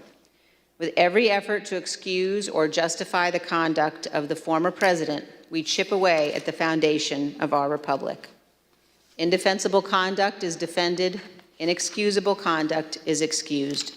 Without accountability, it all becomes normal and it will recur. So as we watch the evidence today, please consider where our nation is in its history. Consider whether we can survive for another 246 years. Most people in most places on earth have not been free. America is an exception. And America continues only because we bind ourselves to our founders' principles, to our Constitution. We recognize that some principles must be beyond politics, inviolate, and more important than any single American who has ever lived. Thank you, Mr. Chairman. I yield back. Without objections, the chair recognizes the gentlewoman from California, Ms. Lofgren, for an opening statement. Thank you, Mr. Chairman. Very shortly after the election, We begin this meeting by returning to election night, November 3rd, 2020. As the chairman noted, we've previously presented testimony about how the election results were expected to come in that night. In certain states, ballots cast by mail before Election Day would be counted only after the polls closed that evening. That meant that election results would not be known for some time. Although President Trump's campaign manager, Bill Stepien, House Republican leader Kevin McCarthy, and Jared Kushner had advised Donald Trump to encourage mail-in voting by Republicans, President Trump did not do so. Yeah, I just remember generally, you had people arguing that we had a very, very robust get out the vote effort and that, mail-in ballots could be a good thing for us if we looked at it correctly. There was one meeting that was had in particular. I invited Kevin McCarthy to join the meeting, he being of like mind on the issue with me, in which we made our case for why we believed mail-in voting not to be a bad thing for his campaign. But the president's mind was made up. So it was expected before the election that the initial counts in some states, in other words, those votes cast on Election Day, would be more heavily Republican. And this would create the false perception of a lead for President Trump, a so-called red mirage. But as the results of the absentee ballots that were later counted, there could be trends towards Vice President Biden as those mail-in ballots were counted. Now, on election night, Donald Trump's advisors specifically told him he didn't have a factual basis to declare victory. He should wait for the remaining ballots to be counted. Here is campaign manager Bill Stepien. It was far too early to be making any calls like that. Ballots were still being counted. Ballots were still going to be counted for days. And it was far too early to be making any proclamation like that. My recommendation was to say that votes were still being counted. It's too early to tell, too early to call the race.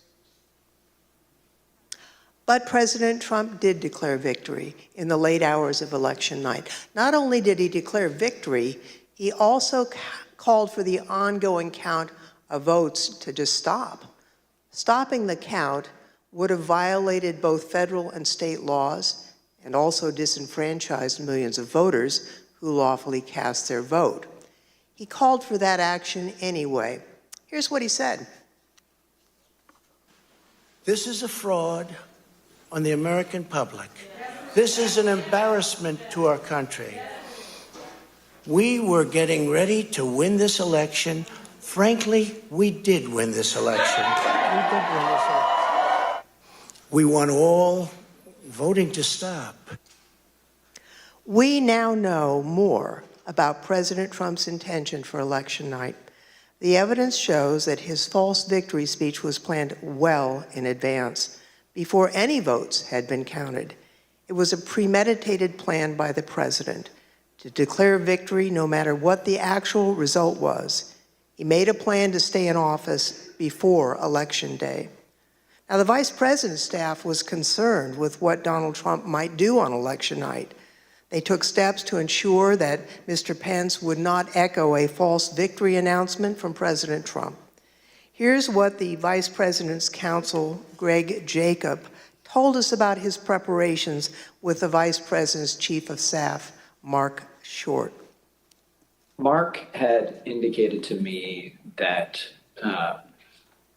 there was a possibility that there would be a declaration of victory within the White House that some might push for. and this is prior to the election results being known, and that he was trying to figure out a way of avoiding the vice president sort of being thrust into a position of needing to opine on that when he might not have sufficient information to do so. Now, following this conversation, Mr. Jacob drafted a memo to Mr. Short, which the Select Committee got from the National Archives. The memo was sent on November 3rd, Election Day, and advised it is essential that the Vice President not be perceived by the public as having decided questions concerning disputed electoral votes prior to the full development of all relevant facts.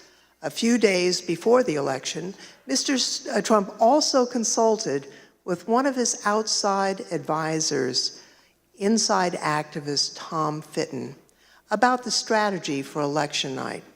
The Select Committee got this pre-prepared statement from the National Archives.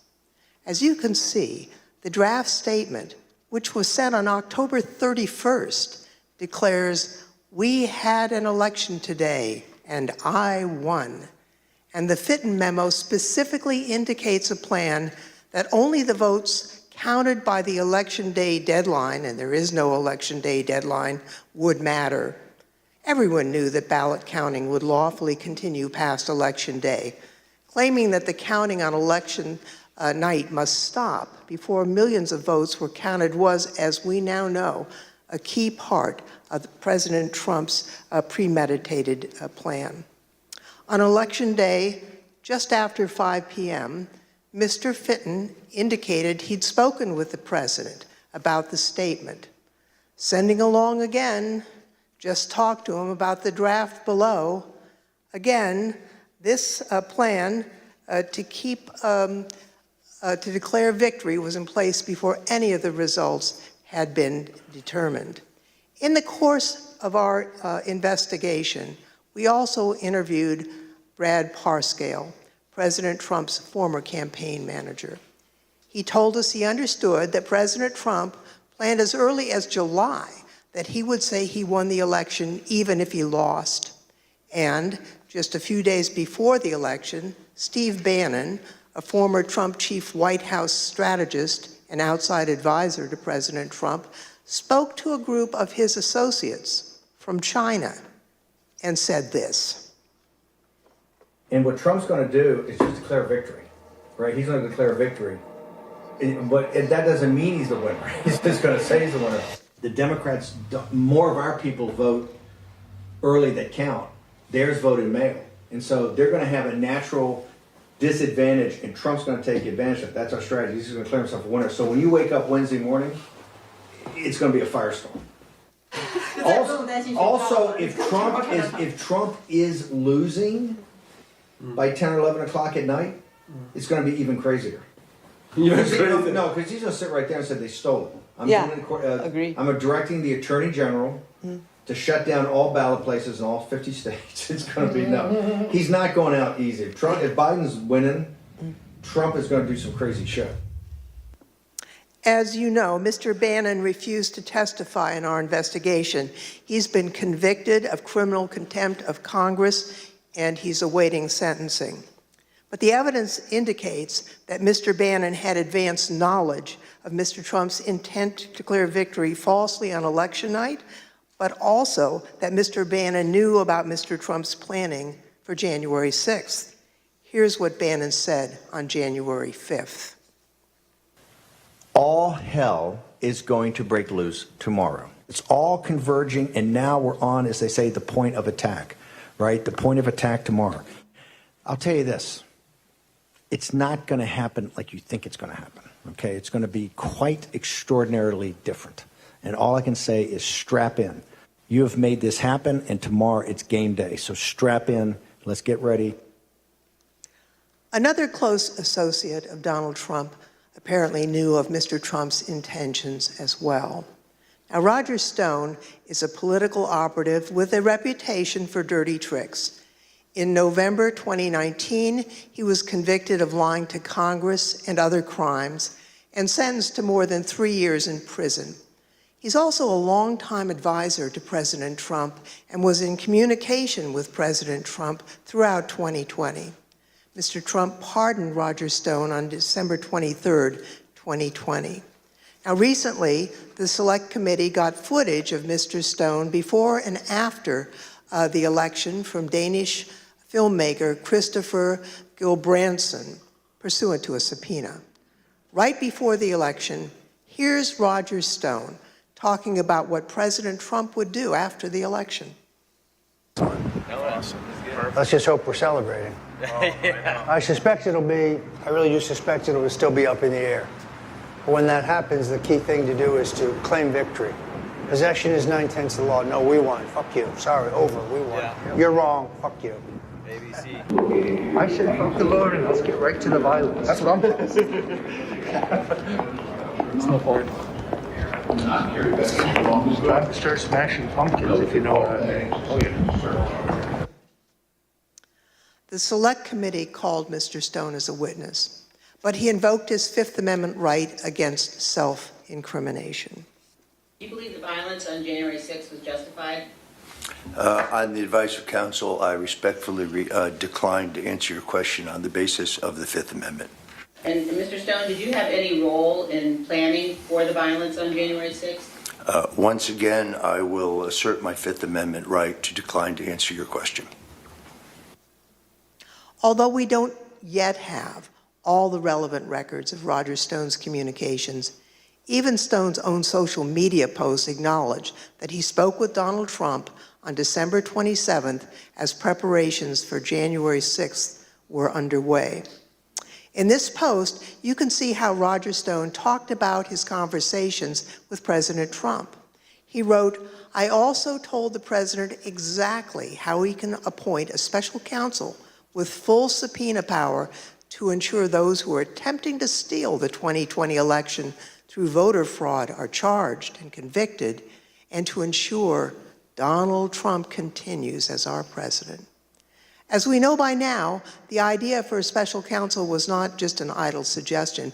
It was something President Trump had actually tried to do earlier that month. We know that Roger Stone was at the Willard Hotel on January 5th and 6th, and we know from other witness testimony that President Trump asked his chief of staff, Mark Meadows, to speak with Roger Stone and General Michael Flynn that night. In addition to his connection to President Trump, Roger Stone maintained extensive direct connections to two groups responsible for violently attacking the Capitol, the Oath Keepers and the Proud Boys. Individuals from both of these organizations have been charged with the crime of seditious conspiracy. Now, what is seditious conspiracy? It is a conspiracy to use violent force against the United States, to oppose the lawful authority of the United States. Multiple associates of Roger Stone from both the Oath Keepers and the Proud Boys have been charged with this crime. Close associates of Roger Stone, including Joshua James, have pled guilty to this crime. We know that at least 7 Oath Keepers who have been criminally charged provided personal security for Roger Stone or were seen with him on January 6th or in the weeks leading up to January 6th. For example, Joshua James, the leader of the Alabama Oath Keepers, provided security for Roger Stone and was with him on January 5th. This is the picture of the two together on January 5th. James entered the Capitol on January 6th. He assaulted a police officer. Earlier this year, he pled guilty to seditious conspiracy and obstruction of Congress. Another example is the married couple, Kelly and Connie Meggs. Now, Kelly Meggs was the leader of the Florida chapter of the Oath Keepers. Both he and his wife provided security for Roger Stone, and both are charged with leading a military-style stack attack of Oath Keepers, attacking the Capitol on January 6th. Perhaps even more disturbing is Roger Stone's close association with Enrique Tarrio, the national chairman of the Proud Boys. Roger Stone's connection with Enrique Tarrio and the Proud Boys is well documented by video evidence with phone records the Select Committee has obtained. Tarrio, along with other Proud Boys, has been charged with multiple crimes concerning the attack on January 6th, including seditious conspiracy. During the attack, Tarrio sent a message to other Proud Boys claiming, "We did that." He also visited the White House on December 12th. Later that day, he posted a disturbing video claiming credit for the attack. This video, posted on January 6th, was apparently created prior to the attack. This big lie, President Trump's effort to convince Americans that he had won the 2020 election, began before the election results even came in. It was intentional, it was premeditated, it was not based on election results or any evidence of actual fraud affecting the results or any actual problems with voting machines.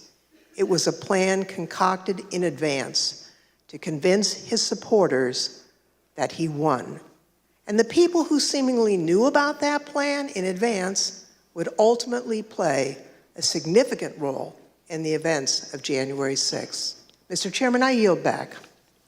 Gentlewoman yields back. The chair recognizes the gentleman from Illinois, Mr. Kinzinger, for an opening statement. Thank you, Mr. Chairman. Very shortly after the election, the Trump campaign recognized that they had likely lost the election, and they informed Donald Trump of that fact. Even before the networks called the race for President Biden on November 7th, his chances of pulling out a victory were virtually non-existent, and President Trump knew it. Do you know if anybody ever told the president that he had lost and that there wasn't a chance of him winning? I know that the president, when the networks called it, of course, he was informed about the network decision. That afternoon, at some point, myself and a handful of other folks went over and sat down with the president and communicated that the odds of us prevailing in legal challenges were very small. You know, after the election, as of November 7th, in your judgment, what were the chances of President Trump winning the election? After that point? Yes. None. At times, President Trump acknowledged the reality of his loss. Although he publicly claimed that he had won the election, privately he admitted that Joe Biden would take over as president. Here's a few examples of that. So we're in the Oval and there's a discussion going on. And the president says, I think it could have been Pompeo, but he says words to the effect of, yeah, we lost, we need to let that issue go to the next guy, meaning President Biden. I remember maybe a week after the election was called, I popped into the Oval just to give the president the headlines and see how he was doing. And he was looking at the TV and he said, "Can you believe I lost to this effing guy?" Mark raised it with me on the 18th. And so following that conversation, we're the motorcade ride driving back to the White House. And I had said, does the president really think that he lost? And he said, a lot of times he'll tell me that he lost, but he wants to keep fighting it. And he thinks that there might be enough to overturn the election, but he pretty much has acknowledged that he's lost. Knowing that he had lost and that he had only weeks left in office, President Trump rushed to complete his unfinished business. One key example is this. President Trump issued an order for large-scale U.S. troop withdrawals. He disregarded concerns about the consequences for fragile governments on the front lines of the fight against ISIS and al-Qaeda terrorists. Knowing he was leaving office, he acted immediately and signed this order on November 11th, which would have required the immediate withdrawal of troops from Somalia and Afghanistan, all to be complete before the Biden inauguration on January 20th. As you watch these clips, recall that General Keith Kellogg was the national security advisor to the vice president and had served as chief of staff to the National Security Council for President Trump, and General Milley was the chairman of the Joint Chiefs of Staff at the Pentagon. Are you familiar with a memo that the president reportedly signed on November 11th, 2020, ordering that troops be withdrawn from Afghanistan and Somalia? Yes. So I think you might have seen some things where there's a memo or something from Johnny McEntee to Douglas McGregor.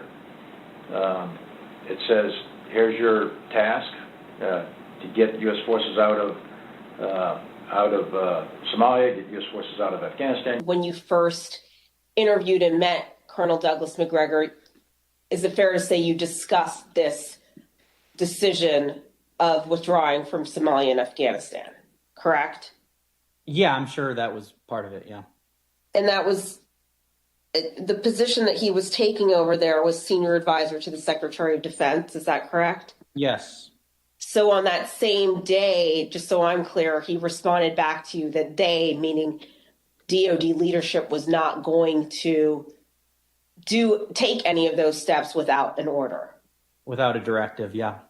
I explained in language that should be in the order while I was in the meeting with McEntee. And this was my answer to him. I said, if you want this to happen, or the president wants this to happen, he's got to write an order.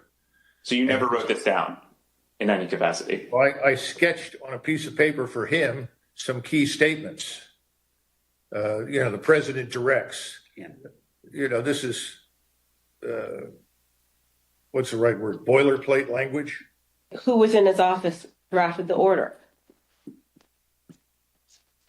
It was myself and one of my assistants. McEntee duly types it up, brings it in to the president. President signs it, and boom, it's over, faxed over, or emailed, scanned over to Caspatel, delivers it to me. Was it by auto pen or was it the president himself signing it? It was the president. And who obtained that signature? I did. It is odd. It is non-standard. It is potentially dangerous. I personally thought it was militarily not feasible, nor wise. And I proceeded to tell the PPO and proceeded to tell McGregor that if I ever saw anything like that, I would do something physical. Because I thought what that was done was a tremendous disservice to the nation. And by the way, that was a very, very contested issue. There were people who did not agree with getting out of Afghanistan. I appreciate their concerns. An immediate departure that memo said would have been catastrophic. It's the same thing what President Biden went through. It would have been a debacle. Keep in mind, the order was for an immediate withdrawal. It would have been catastrophic, and yet President Trump signed the order. These are the highly consequential actions of a president who knows his term will shortly end. At the same time that President Trump was acknowledging privately that he had lost the election, he was hearing that there was no evidence of fraud or irregularities sufficient to change the outcome. I remember a call with Mr. Meadows, where Mr. Meadows was asking me what I was finding and if I was finding anything. And I remember sharing with him that we weren't finding anything that would be sufficient to change the results in any of the key states. When was that conversation? Probably in November, mid to late November. I think it was before my child was born. And what was Mr. Meadows' reaction to that information? I believe the words he used were, "So there's no there." It would be our job to track it down and come up dry because the allegation didn't prove to be true. And we'd have to, relay the news that, that tip that someone told you about those votes or that fraud or, nothing came of it. That will be our job as the truth-telling squad and not a fun job to be, it's an easier job to be telling the president about, wild allegations. It's a harder job to be telling him on the back end that, that wasn't true. What was generally discussed on that topic was whether the fraud, maladministration, abuse, or irregularities, if aggregated and read most favorably to the campaign, would that be outcome determinative? And I think everyone's assessment in the room, at least amongst the staff, Mark Short, myself, and Greg Jacob, was that it was not sufficient to be outcome determinative.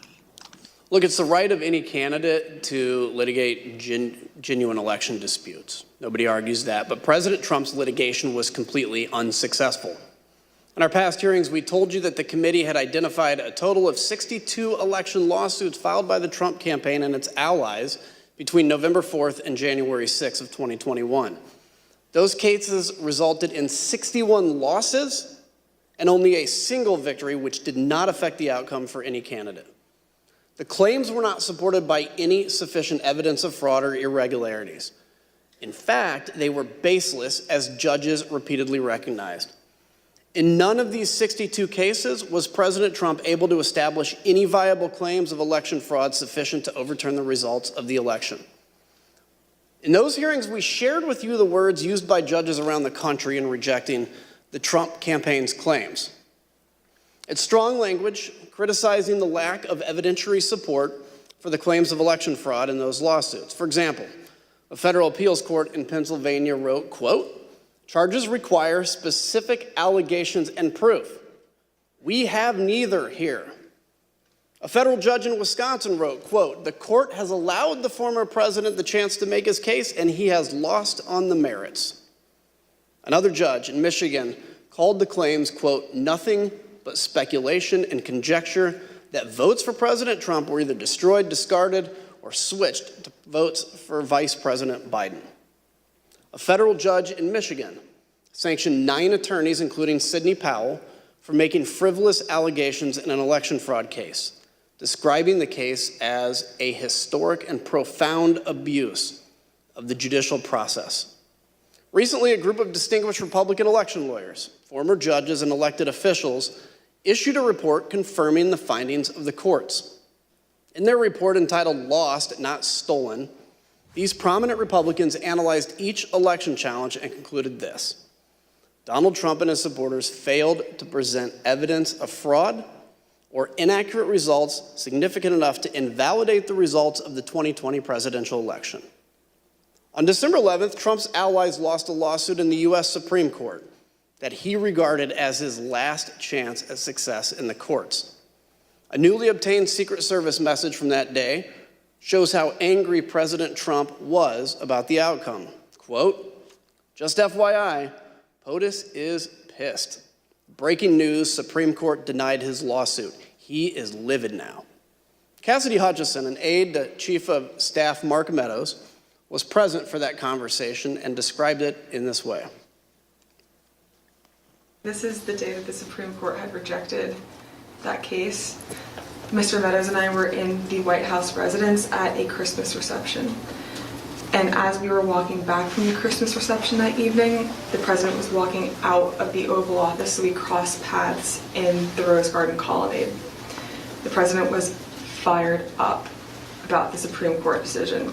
And so I was standing next to Mr. Meadows, but I stepped back, so I was probably 2-3 feet catty corner from him, diagonal from him. The president's just raging about the decision and how it's wrong and why didn't we make more calls, and just his typical anger outburst at this decision. And the president said he had said something to the effect of, "I don't want people to know we lost, Mark. This is embarrassing. Figure it out. We need to figure it out. I don't want people to know that we lost." Our country is a country of laws where every person, including the president, must follow the law and respect the judgment of our courts. President Trump's closest advisors held that view both then and now. Well, do you believe the president should abide by the rulings of the courts? Oh, yes. We should all comply with the law at all times to the best of our ability, every one of us. So once the courts had ruled and the Electoral College had met, the election was over in your view? Yes, I think I've said previously that when the vice president made the certification and the litigation was complete, it was complete. When the Electoral College met on the 14th? Yes, as of December 14th, is that right? I think that's the right date, yes. I assume, Pat, that you would agree the president is obligated to abide by the rulings of the courts. Of course. And I assume you also would... Everybody is obligated to abide by rules, of course. And I assume you also would agree the president has a particular obligation to take care that the laws be faithfully executed. That is one of the president's obligations, correct. Ivanka, do you believe the president's obligated to abide by the rulings of the courts? I do. By mid-December of 2020, President Trump's senior staff were attempting to persuade him to concede the election outcome. But if your question is that I believe he should concede the election at a point in time, yes, I did. December 14th was the day that the states certified their votes and sent them to Congress. And in my view, that was the end of the matter. I didn't see, I thought that this would lead inexorably to a new administration. I told him that my personal viewpoint was that the Electoral College had met, which is the system that our country is set under to elect a president and vice president. And I believed at that point that the means for him to pursue litigation was probably closed. And do you recall what his response, if any, was? He disagreed. Secretary of Labor Gene Scalia, the son of late Justice Scalia, visited President Trump in mid-December and explained the situation clearly. And so I had to put a call into the president. I might have called on the 13th. We spoke, I believe, on the 14th, in which I conveyed to him that I thought that it was time for him to acknowledge that President Biden had prevailed in the election. But I communicated to the president that when that legal process is exhausted and when the electors have voted, that's the point at which that outcome needs to be expected. I told him that I did believe, yes, that once those legal processes were run, if fraud had not been established, that had affected the outcome of the election, that unfortunately I believed that what had to be done was concede the outcome. Not only did the courts reject President Trump's fraud and other allegations, his Department of Justice appointees, including Bill Barr, Jeffrey Rosen, and Richard Donahue, did as well. President Trump knew the truth. He heard what all his experts and senior staff were telling him. He knew he had lost the election, but he made the deliberate choice to ignore the courts, to ignore the Justice Department, to ignore his campaign leadership, to ignore senior advisors, and to pursue a completely unlawful effort to overturn the election. His intent was plain: ignore the rule of law and stay in power. Mr. Chairman, I yield back. Gentleman yields back. The chair recognizes the gentlewoman from Virginia, Ms. Luria. Thank you, Mr. Chairman. Mid-December was a turning point. President Trump made a decision, a choice, to ignore the courts and his advisors and to push forward to overturn the election. His efforts to overturn the election were not random or disconnected. Rather, they were part of a coordinated, multi-part plan to ensure that he stayed in power. Donald Trump was the driver behind each part of this plan. He was personally and directly involved. Of course, a key element of the plan was continuing to convince tens of millions of Americans that he did not, in fact, lose. Again, he did this even though his own campaign advisors and his Justice Department officials told him his claims of fraud were wrong. In this video, you'll see that even when top law enforcement officials told the president his election fraud claims were false, he still repeated the claims in the days and weeks that followed. Sometimes, even the very next day. I specifically raised the Dominion voting machines, which I found to be among the most disturbing allegations. Disturbing in the sense that I saw absolutely zero basis for the allegations. I told them that it was crazy stuff, and they were wasting their time on that, and it was doing a grave disservice to the country. We have a company that's very suspect. Its name is Dominion.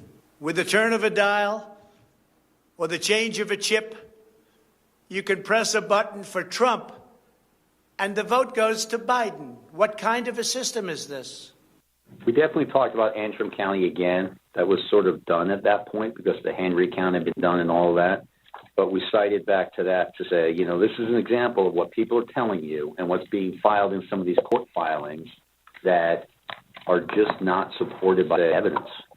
And this is the problem. The problem is people keep telling you these things and they turn out not to be true.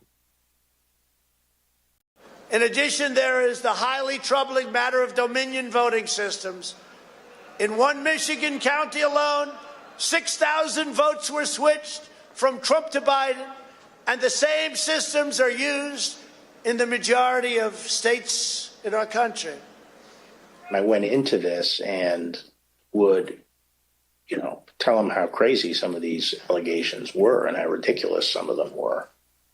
I'm talking about some of them like, more absentee votes were cast in Pennsylvania than there were absentee ballots requests. Stuff like that was just easy to blow up. There was never an indication of interest in what the actual facts were. There were more votes than there were voters. Think of that. You had more votes than you had voters. That's an easy one to figure. And it's by the thousands. Then he raised the big vote dump, as he called it, in Detroit. And that, he said people saw boxes coming into the counting station at all hours of the morning. And I said, Mr. President, there are 630 precincts in Detroit, and unlike elsewhere in the state, they centralized the counting process, so they're not counted in each precinct. They're moved to counting stations, and so the normal process would involve boxes coming in at all different hours. This is Michigan. At 6:31 in the morning, a vote dump of 149,772 votes came in unexpectedly. With regard to Georgia, we looked at the tape, we interviewed the witnesses. There is no suitcase. The president kept fixating on this suitcase that supposedly had fraudulent ballots and that the suitcase was rolled out from under the table. And I said, no, sir, there is no suitcase. You can watch that video over and over. There is no suitcase. There is a wheeled bin where they carry the ballots, and that's just how they move ballots around that facility. There's nothing suspicious about that at all. Election officials pull boxes, Democrats, and suitcases of ballots out from under a table. You all saw it on television. Totally fraudulent. This happened over and over again, and our committee's report will document it. Purposeful lies made in public directly at odds with what Donald Trump knew from unassailable sources, the Justice Department's own investigations and his own campaign. Donald Trump maliciously repeated this nonsense to a wide audience over and over again. His intent was to deceive. President Trump's plan also involved trying to coerce government officials to change the election outcome in the states he lost. He personally reached out to numerous state officials and pressured them to take unlawful steps to alter the election results in those states. These actions, taken directly by the president himself, made it clear what his intentions were: to prevent the orderly transfer of power. We all recall, for example, President Trump's tape-recorded call with Georgia Secretary of State Brad Raffensperger. At the time this call occurred, President Trump had already been told repeatedly by the U.S. Justice Department, by his campaign, and by his advisors that his allegations of fraud in Georgia were false. So, look, all I want to do is this. I just want to find 11,780 votes, which is one more than we have, because we won the state. Look, we need only 11,000 votes. We have far more than that as it stands now. We'll have more and more. So what are we going to do here, folks? I only need 11,000 votes. Fellas, I need 11,000 votes. Give me a break. I just want to find 11,780 votes. That's an extraordinary demand by the president, especially since he already knew from the Justice Department there was no genuine basis for this request. No one could think it would be legal for the Secretary of State to simply find the votes the president needed in order to win. Secretary Raffensperger told the president the truth, that he lost the election in Georgia. But President Trump did not accept that answer. Instead, he suggested that Secretary Raffensperger himself might be prosecuted. That's a criminal offense. And you can't let that happen. That's a big risk to you and to Ryan, your lawyer. That's a big risk. We know that President Trump's White House advisors reacted negatively. Immediately after the call, Cassidy Hutchinson had a conversation with Chief of Staff Mark Meadows. I remember looking at Mark and I said, Mark, you can't possibly think we're going to pull this off. Like, that call was crazy. And he looked at me and just started shaking his head and he was like, no, Cass, he knows it's over. He knows he lost, but we're going to keep trying. There's some good options out there still. We're going to keep trying. This call and other related activity is now the focus of an ongoing criminal investigation in Fulton County, Georgia. And Georgia is not the only state where President Trump tried to pressure state officials to change the results. He also attempted to pressure state officials in Arizona, Pennsylvania, and Michigan to change the results in those states as well. While President Trump was pressuring state officials, he was also trying to use the Department of Justice to change the election result. His top officials told him that there was no evidence to support his claims of fraud, but he didn't care. As he told them, just say the election was corrupt and leave the rest to me and the Republican congressmen. When these officials would not do what he said, President Trump embarked in an effort to install Jeff Clark as acting attorney general, solely because he would do what others in the department would not do. We know that Trump was doing so for a specific purpose, so Clark could corruptly employ the Justice Department's authority to help persuade the states to flip electoral votes. For example, when Richard Donahue and Jeff Rosen, both appointed by President Trump, learned of Mr. Clark's proposal, here's why they said they forcefully rejected it. And I recall toward the end saying, what you're proposing is nothing less than the United States Justice Department meddling in the outcome of a presidential election. But more importantly, this was not based on fact. This was actually contrary to the facts as developed by Department investigations over the last several weeks and months. So I responded to that, and for the department to insert itself into the political process this way, I think would have had grave consequences for the country. It may very well have spiraled us into a constitutional crisis. We know from our investigation that President Trump offered Jeff Clark the position of acting attorney general, and that Jeff Clark had decided to accept it. The only reason this ultimately did not happen is that the White House counsel and a number of Justice Department officials confronted the president in the Oval Office and threatened mass resignations. And then, and I said something to the effect of, you're going to have a huge personnel blowout within hours because you're going to have all kinds of problems with resignations and other issues. And that's not going to be in anyone's interest. The president ultimately relented only because the entire leadership of the Department of Justice, as well as his White House counsel, threatened to resign.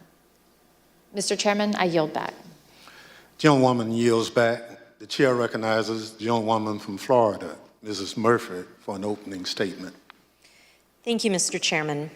President Trump's efforts to unlawfully overturn the results of the 2020 election were not limited to the big lie and pressuring state officials and the Department of Justice officials. Another key part of the president's effort was a scheme to assemble fake electors to cast false electoral votes in the states that President Trump lost. This was something done not only with the president's knowledge, but also with his direct participation. Ronna McDaniel, chair of the Republican National Committee, testified before this committee that President Trump and his attorney, Dr. John Eastman, called her and asked her to arrange for the fake electors to meet and rehearse the process of casting their fake votes. When I received the call, again, I don't remember the exact date. It was from the White House switchboard, and it was President Trump who had contacted me. And did President Trump have anyone else on the line with him? He introduced me to a gentleman named John Eastman. So I vaguely remember him mentioning that he was a professor, and then essentially he turned the call over to Mr. Eastman, who then proceeded to talk about the importance of the RNC helping the campaign gather these contingent electors in case any of the legal challenges that were ongoing changed the result of any of the states. These fake electors were ultimately part of the president's plan to replace genuine Biden electors with Trump electors on January 6th. As part of this plan, the false electoral slates were sent to the National Archives and to the Capitol. Okay, just a quick interjection here. NBC News is actually reporting that the January 6th committee is going to vote to subpoena Trump during today's hearing. That just got released by NBC News. They're going to vote to subpoena Trump. The January 6th committee will vote to subpoena Trump during today's hearings. That's according to NBC News. So whether that actually happens remains to be seen, but that would obviously be a really huge development. I know the question has been lagging for a long time as to whether Trump would come and testify for the committee. That we'll get an answer on that today if this NBC News reporting is correct. The fake electors plan was also tied to another plan, the coercive pressure campaign to make Vice President Mike Pence reject or refuse to count certain Biden electoral votes so that President Donald Trump would, quote, win re-election instead. Here is what Vice President Pence has said about this scheme. President Trump said I had the right to overturn the election. But President Trump is wrong.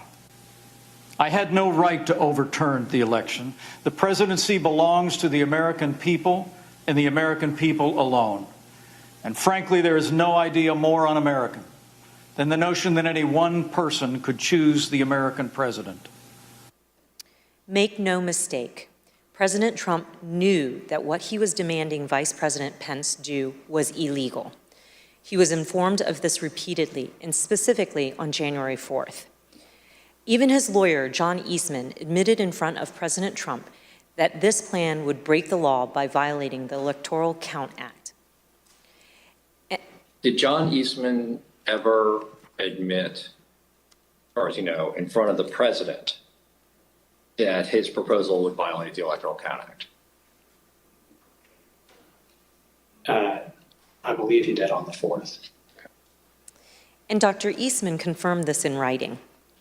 Recall this email written on January 6, in which Vice President Pence's counsel asked Dr. Eastman, did you advise the president that in your professional judgment, the vice president does not have power to decide things unilaterally? Dr. Eastman replied, he's been so advised. Of course, President Trump's own White House counsel, Pat Cipollone, also recognized that this plan was unlawful. Here is Mr. Cipollone's testimony. My view is that the vice president didn't have the legal authority to do anything except what he did. There is no doubt that President Trump's pressure campaign on Vice President Pence was significant. On the morning of January 6, President Trump called the Vice President from the Oval Office and demanded that he overturn the results of the election. Numerous witnesses told the Select Committee about the invective that President Trump leveled at his own Vice President. Something to the effect, the wording's wrong. I made the wrong decision 4 or 5 years ago. And the word that she relayed to that the president called the vice president, I apologize for being impolite, but do you remember what she said her father called him? The P word. But Vice President Pence didn't waver even when his own life was endangered by President Trump and the rioters at the Capitol on January 6th, as you'll see in more detail later. A federal judge concluded, based on this and other evidence, that President Trump's pressure campaign against the vice president likely violated multiple criminal statutes. In the end, all these people, Department of Justice officials, state elections officials, his own vice president, stood strong in the face of President Trump's immense pressure. But as we now know, President Trump had already summoned tens of thousands of his supporters to Washington on January 6th to take back their country. On December 19th, President Trump first told his supporters to come to Washington. In this and numerous other tweets, he fraudulently and repeatedly promoted January 6th as the day Americans could come and change the election outcome. For weeks, President Trump worked with others to plan the rally, intending all along that he would send an assembled crowd of angry supporters to the Capitol after his speech on the ellipse on January 6th. We obtained a text message that one rally organizer sent on January 4th. In part, it reads that, quote, POTUS is going to have us march there / the Capitol, and POTUS is going to just call for it unexpectedly.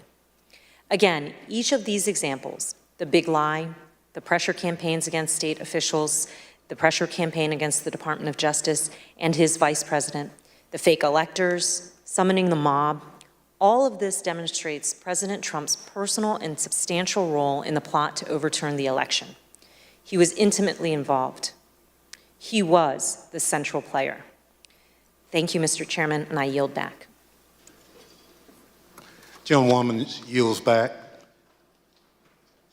The chair recognizes the gentleman from California, Mr. Schiff, for an opening statement.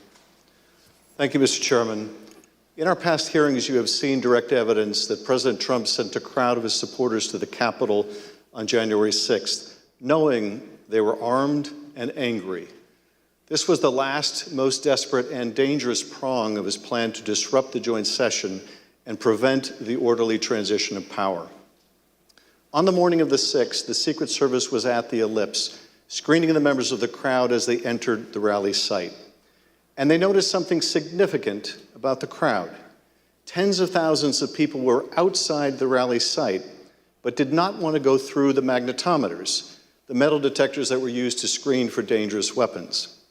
Since our last hearings, the Select Committee has received greater cooperation from the Secret Service. Nevertheless, Secret Service text messages from this period were erased in the days and months following the attack on the Capitol, even though documents and materials related to January 6th had already been requested by the Department of Justice and Congress. But we were able to obtain nearly 1 million emails, recordings, and other electronic records from the Secret Service. Over the month of August, the Select Committee began its review of hundreds of thousands of pages and multiple hours of that material, providing substantial new evidence about what happened on January 6th and the days leading up to it. That review continues. What you're about to hear is just a sample of the new and relevant evidence that we have received. Mounting evidence before January 6th predicted violence, and not just violence generally, but violence directed at the Capitol. Intelligence about this risk was directly available to the U.S. Secret Service and others in the White House in advance of the ellipse speech, in advance of the march to the Capitol. The committee has shown evidence that President Trump was aware of the risk of violence. The FBI, U.S. Capitol Police, Metropolitan Police, and other agencies all gathered and disseminated intelligence suggesting the possibility of violence at the Capitol prior to the riot. We're now going to show you just a sample of the evidence we have received. Days before January 6th, the President's senior advisors at the Department of Justice and FBI, for example, received an intelligence summary that included material indicating that certain people traveling to Washington were making plans to attack the Capitol. This summary noted online calls to occupy federal buildings, rhetoric about invading the Capitol building, and plans to arm themselves and to engage in political violence at the event. Other agencies were also hearing predictions suggesting possible violence at the Capitol. On a call with President Trump's White House National Security Staff in early January 2021, Deputy Secretary of Defense David Norquist had warned about the potential that the Capitol would be the target of the attack. Here's General Mark Milley, who was also present for this call, describing Deputy Secretary Norquist's warning. So during these calls, I only remember it in hindsight because he was almost like clairvoyant. Norquist says during one of these calls, the greatest threat is a direct assault on the Capitol. I'll never forget it. This email, for example, was an alert that the Secret Service received on December 24th with the heading, "Armed and Ready, Mr. President." According to the intelligence, multiple users online were targeting members of Congress, instructing others to march into the chambers on January 6th and make sure they know who to fear. In this report, received on December 26th, a Secret Service field office relayed a tip that had been received by the FBI.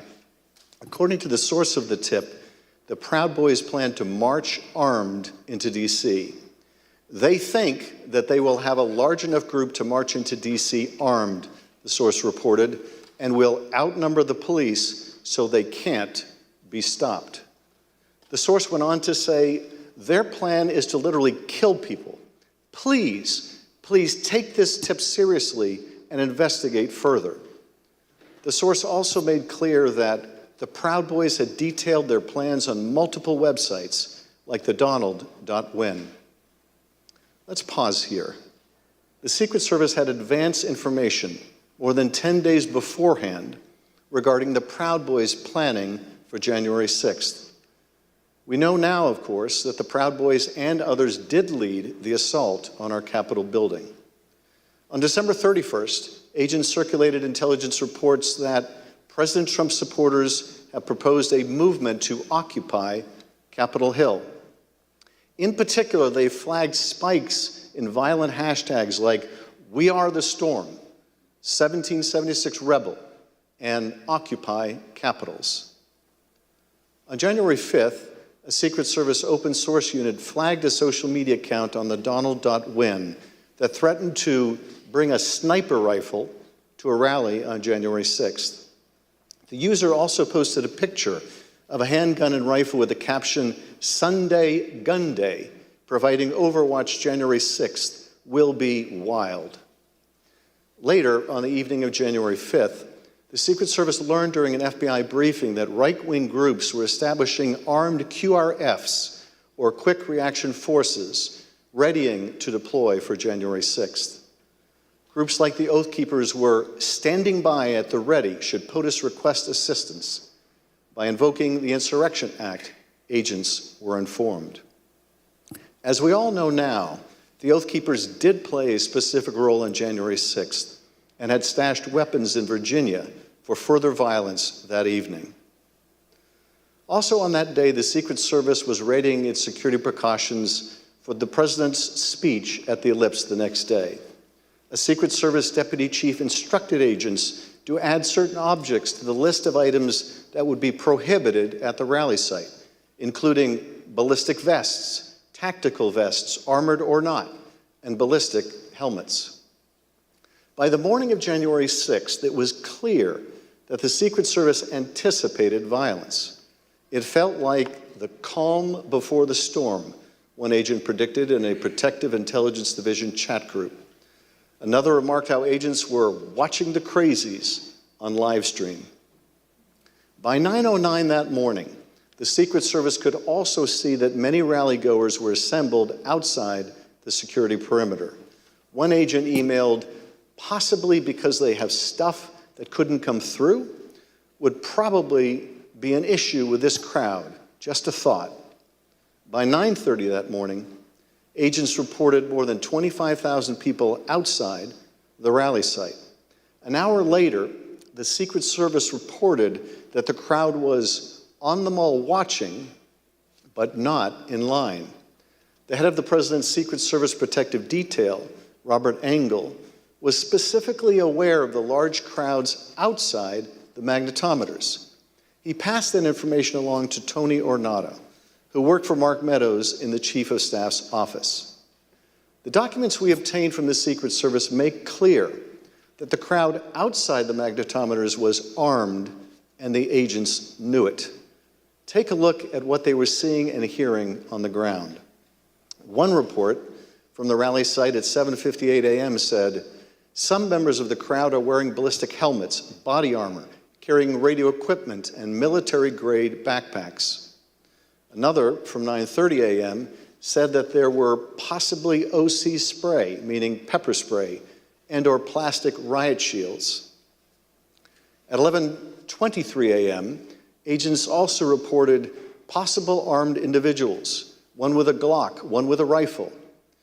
Over the next hour, agents reported possible man with a gun reported, confirmed pistol on hip located in a tree, and one detained at 14th and I Street Northwest. Individual had an assault rifle on his person.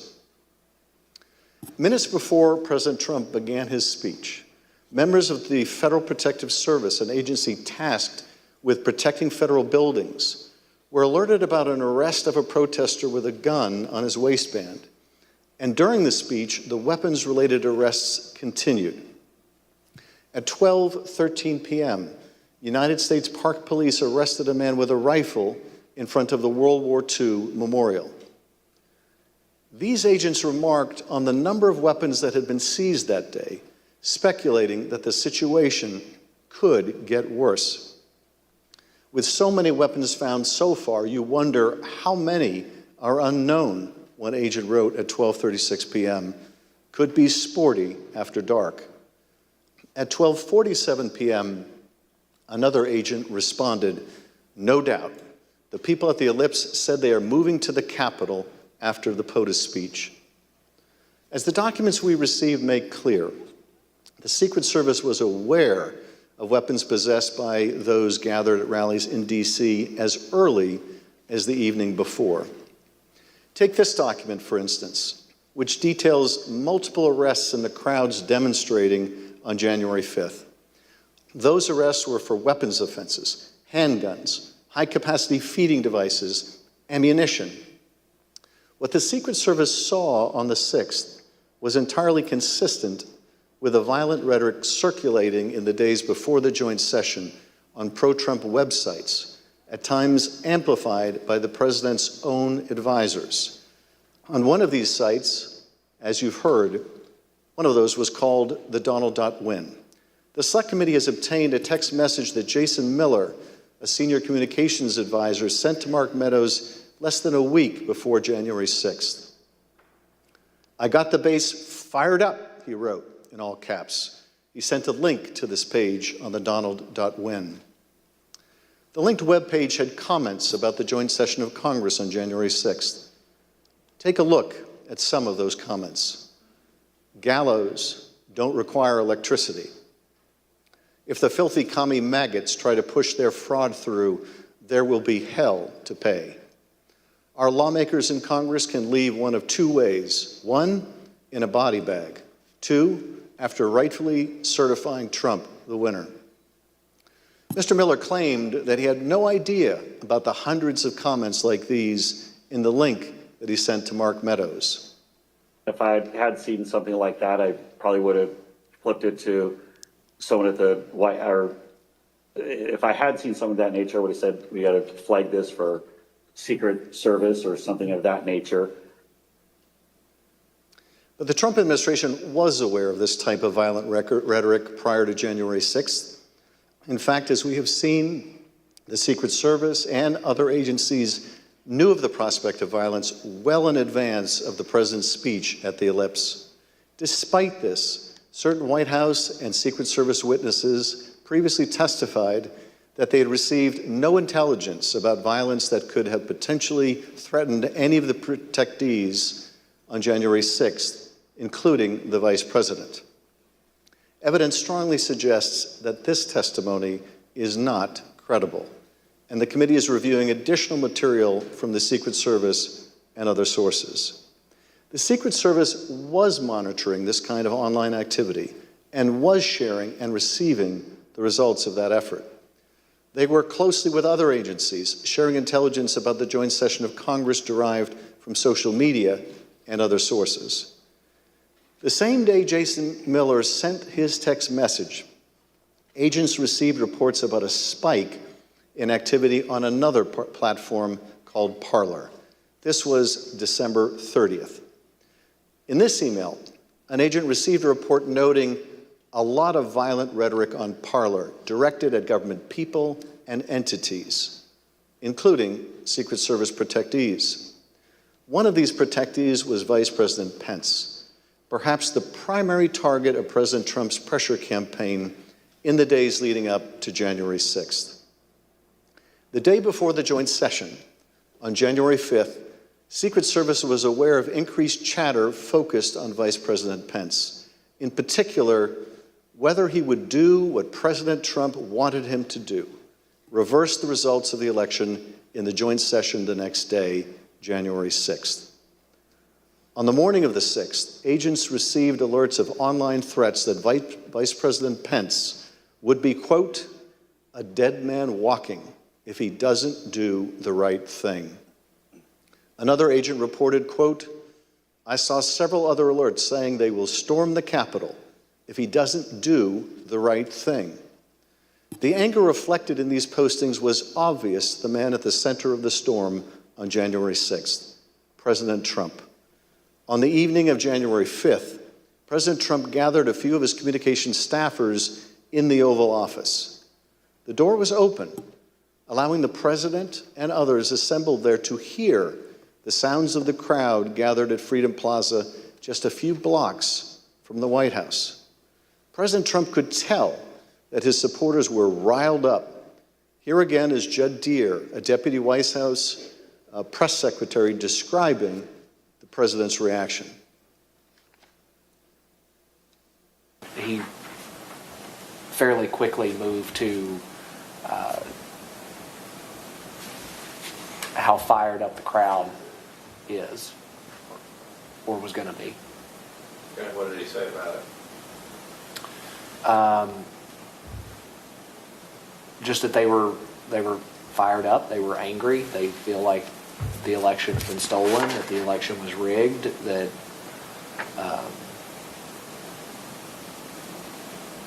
we went on and on about that for a little bit. Yes, the president knew the crowd was angry because he had stoked that anger. He knew that they believed that the election had been rigged and stolen because he had told them falsely that it had been rigged and stolen. And by the time he incited that angry mob to march on the Capitol, he knew they were armed and dangerous. All the better to stop the peaceful transfer of power. Mr. Chairman, I yield back.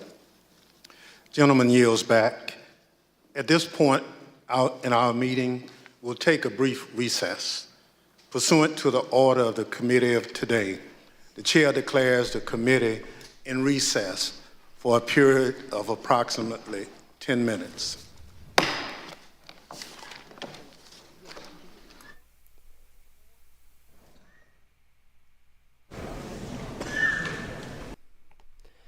Okay, a lot to cover from what we just saw, but first and foremost, I think the most important thing right now is to reiterate NBC News' reporting that was revealed about 30 minutes ago, and I had stopped the committee hearing to announce this when I found out. But NBC News is reporting that the January 6th committee is planning to vote today at this hearing to subpoena Donald Trump. So again, we'll see if this actually pans out, but this is what NBC is reporting right now. There has been an ongoing question for months now as to whether the committee would actually subpoena Donald Trump.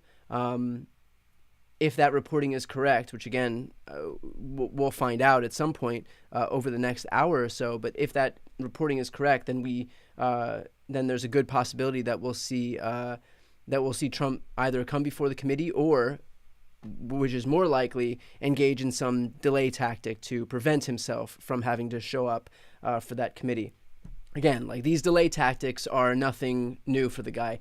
We just found out yesterday that Trump is going to be forced to come show up in person on October 19th, which is less than a week from today, to be deposed for a defamation lawsuit regarding E. Jean Carroll. Trump had said that she had accused him of rape, and Trump had said, she's not my type. She's just making up this allegation to sell her book. And so that Carroll sued him as part of a defamation lawsuit, and that's been delayed now for 20 months and counting. So these delay tactics are nothing new. I don't know what will happen in terms of whether we'll actually see some of this play out in terms of if they vote to subpoena him and he shows up or not. But this is something that we'll find out hopefully in the next hour or so.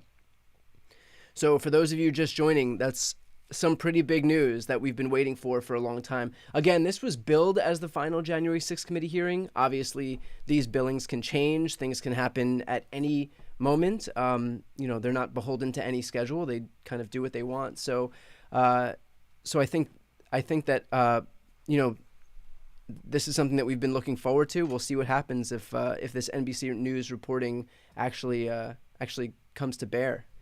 But again, for those of you just checking in now, according to NBC, the January 6th committee is planning to vote to subpoena Trump during today's hearing.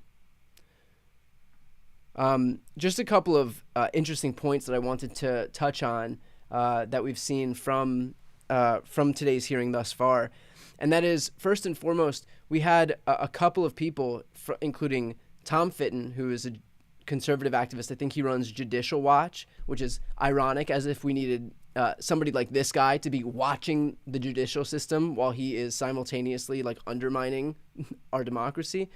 But there's a guy named Tom Fitton who basically revealed that his plan was, by virtue of giving Trump a statement, to declare victory before any victory had actually been achieved. Let me see if I could pull a quote from his email. He had drafted up an email of things that Trump could say himself, including, "We had an election today and I won. And the ballots counted by the election day deadline show that the American people have bestowed on me the great honor of re-election to President of the United States." Now, the important thing to note here is that there is no election day deadline. That is a made-up thing. Again, the notion that you need this guy from an outlet that purports to be there to watch the judicial system while he's simultaneously lying outright about a deadline, a non-existent deadline on election day. There are still ballots that come in that need to be counted, in some cases, weeks after election day. There's an amount of time that the mail is allowed to actually come in. Some of these ballots are counted because they're just by virtue of how many there are and by virtue of how archaic our election system is. It takes days for this stuff to actually be done. So for him to go out and say that there was an election day deadline was a purposeful attempt to help Trump overturn the election, because in a number of these states, even in states where they had early voting, they made sure that none of those ballots that were cast early could actually be counted. States like Pennsylvania, Michigan, Wisconsin, states where they had Republican-led legislatures. And so knowing full well that Democrats would be the ones submitting their ballots early by mail, and that Republicans would overwhelmingly vote in person on Election Day, they purposefully disallowed the state legislatures to begin counting those mail-in ballots in advance, so that the first ballots that would be counted were from the Election Day ballots that would skew overwhelmingly in Trump's favor. So, and then afterwards, only once those Trump ballots had finally come in, then they would begin counting the ballots for Joe Biden. But it would give the impression, it would give the optics that Trump was way ahead, and then all of a sudden something nefarious happened, and a bunch of sneaky ballots came in, and vote dumps in the cities, and they've stolen it from Donald Trump.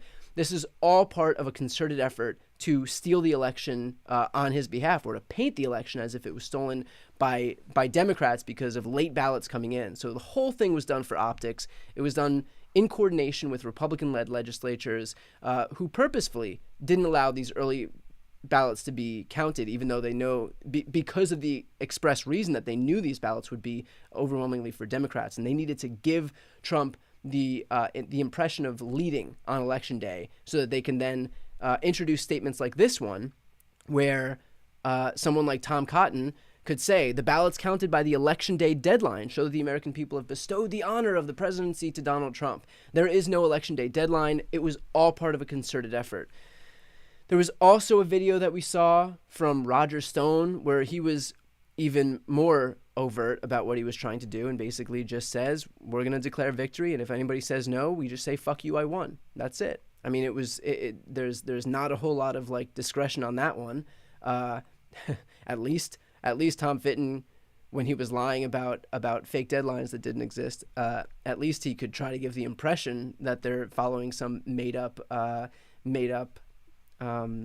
strategy here. But the other side of that is that these people were just there to demand the presidency and be perfectly willing and able to use violence if and when they didn't get their way. And that's exactly what they did. I mean, you saw that the Proud Boys were there. You saw these far-right militia groups that were there. All of them were doing the exact same thing. They were there to look to kill people who were standing in their way and to try to pressure members of Congress into doing their bidding. I mean, they were there to literally kill the vice president. So, and like, I get how frustrating it is, in that I don't know how much more evidence we need of how much of a top-down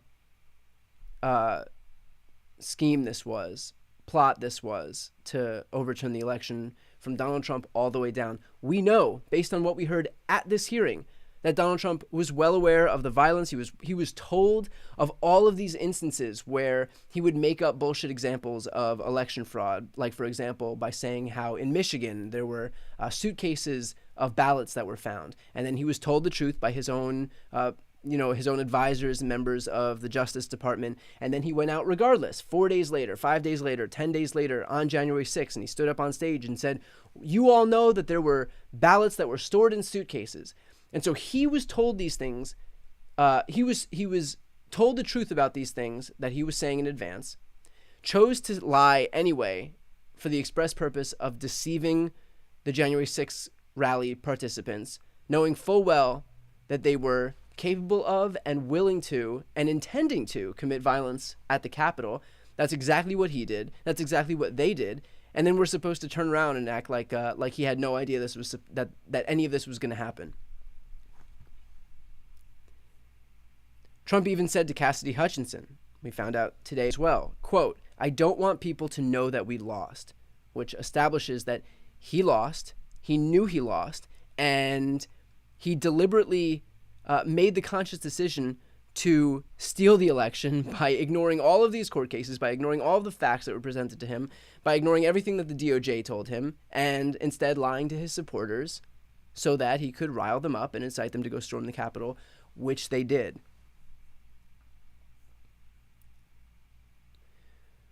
We also heard from Adam Kinzinger that he rushed to issue a large-scale troop withdrawal from a bunch of countries abroad, knowing that it would create, that it would have catastrophic consequences by virtue of doing it. If he knew that he won the presidency, there's no reason why he would basically sabotage himself by creating, by directing all of these troop withdrawals that he knew that he was told we're going to pose this massive problem, that we're going to create catastrophic consequences. The fact that he chose to do it shows that he knew he lost, and yet, while he knew that he was going to lose, and he was already in the process of sabotaging his successor, at the same time, he was still pushing forward with all of these bogus efforts to overturn the election. And then, of course, the call to Brad Raffensperger, where he demanded 11,780 votes. I don't know if I hadn't heard the entire phone call. I probably did and just forgot it at this point. But like the egregiousness with which he asked for more votes. I mean, he literally said, quote, "Fellas, I just need 11,000 votes. Give me a break." I mean, he's under investigation in Fulton County. He's being charged in Fulton County for this exact thing. But just, again, going back to the same thing, if anybody else did this, if anybody, any like town council member of Congress even, said anything like this, they'd be indicted by the end of the week. And yet, here we are. It's been, has it been a year since this happened? And we're still waiting for something to happen. Again, I don't know if it's the speed with which the DOJ moves. I don't know if it's the impotence of the DOJ, but a lot of this seems really open and shut. And I can guarantee you that if anybody of like less importance, of smaller stature, were to have done or said any of these things that we know that Trump said, because it was recorded, we heard the recordings, by the end of the week, that person would be in handcuffs. So, again, thank God for the committee. Thank God that we get to see this stuff. Remember that the committee is not the DOJ. There's no enforcement mechanism. It's a fact-finding mission. They're not able to charge anyone. They're not able to arrest anyone. But it's important because everything that we're seeing right now is ostensibly what the Justice Department already knows. And it's going to make it really, really difficult if the Justice Department was considering not charging Trump, given what we're all seeing now, because all this would have happened behind the scenes. Like, all of this information would have been behind the scenes in the DOJ. We wouldn't have had any exposure, any insight into any of it. But because of this committee, we have insight into all of it. And so it's going to make things really difficult if the DOJ, knowing what we now know, given all of this evidence, decides to do nothing.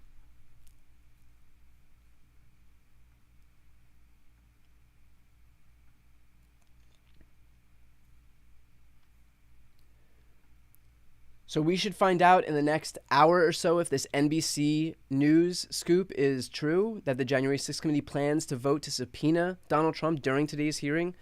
I'm not sure what I would, I'm not sure if I would like put money on him actually showing up if he's subpoenaed. I think he's mired in so many investigations and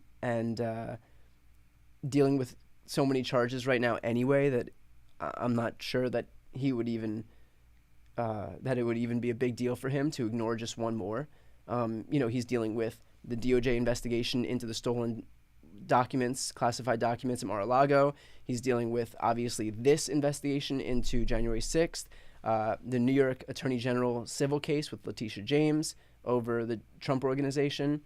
There's the criminal case that's ongoing with Alvin Bragg, also in New York. There's the Fulton County DA's investigation into him requesting 11,780 votes from Brad Raffensperger. So he's contending with all of these issues right now. So, we'll see what happens. We'll see if the January 6th committee does ultimately pull through and request to subpoena him or vote to subpoena him, and then B, if they do that, if he actually goes through with it.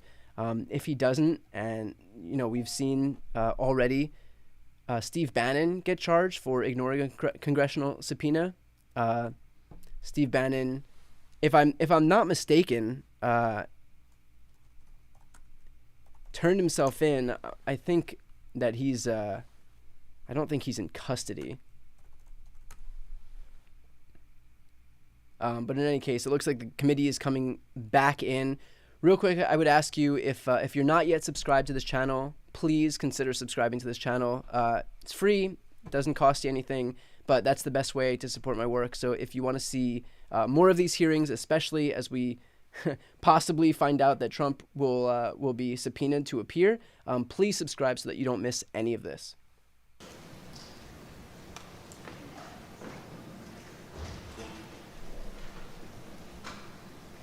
And I'll go full on the committee here.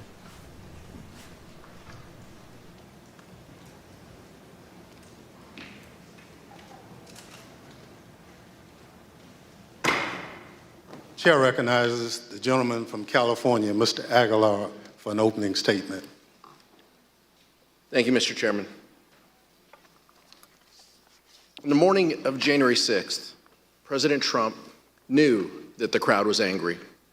He knew that they were armed and dangerous, and he knew that they were going to the Capitol. It's important to understand the lengths the president was willing to go to physically be at the Capitol because it was part of his strategy to disrupt Congress and to stay in power.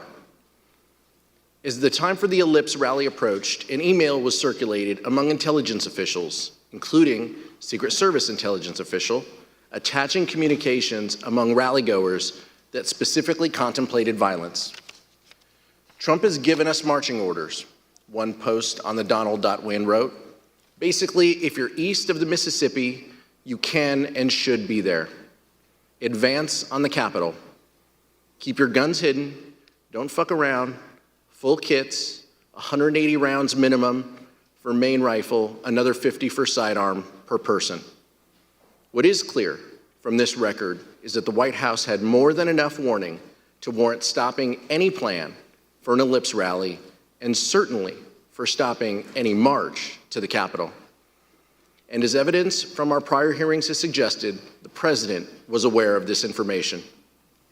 But despite awareness of the potential for violence and weapons among the crowd, the Ellipse event nevertheless went forward, and Donald Trump instructed the angry crowd, some of whom were armed, to march to the Capitol.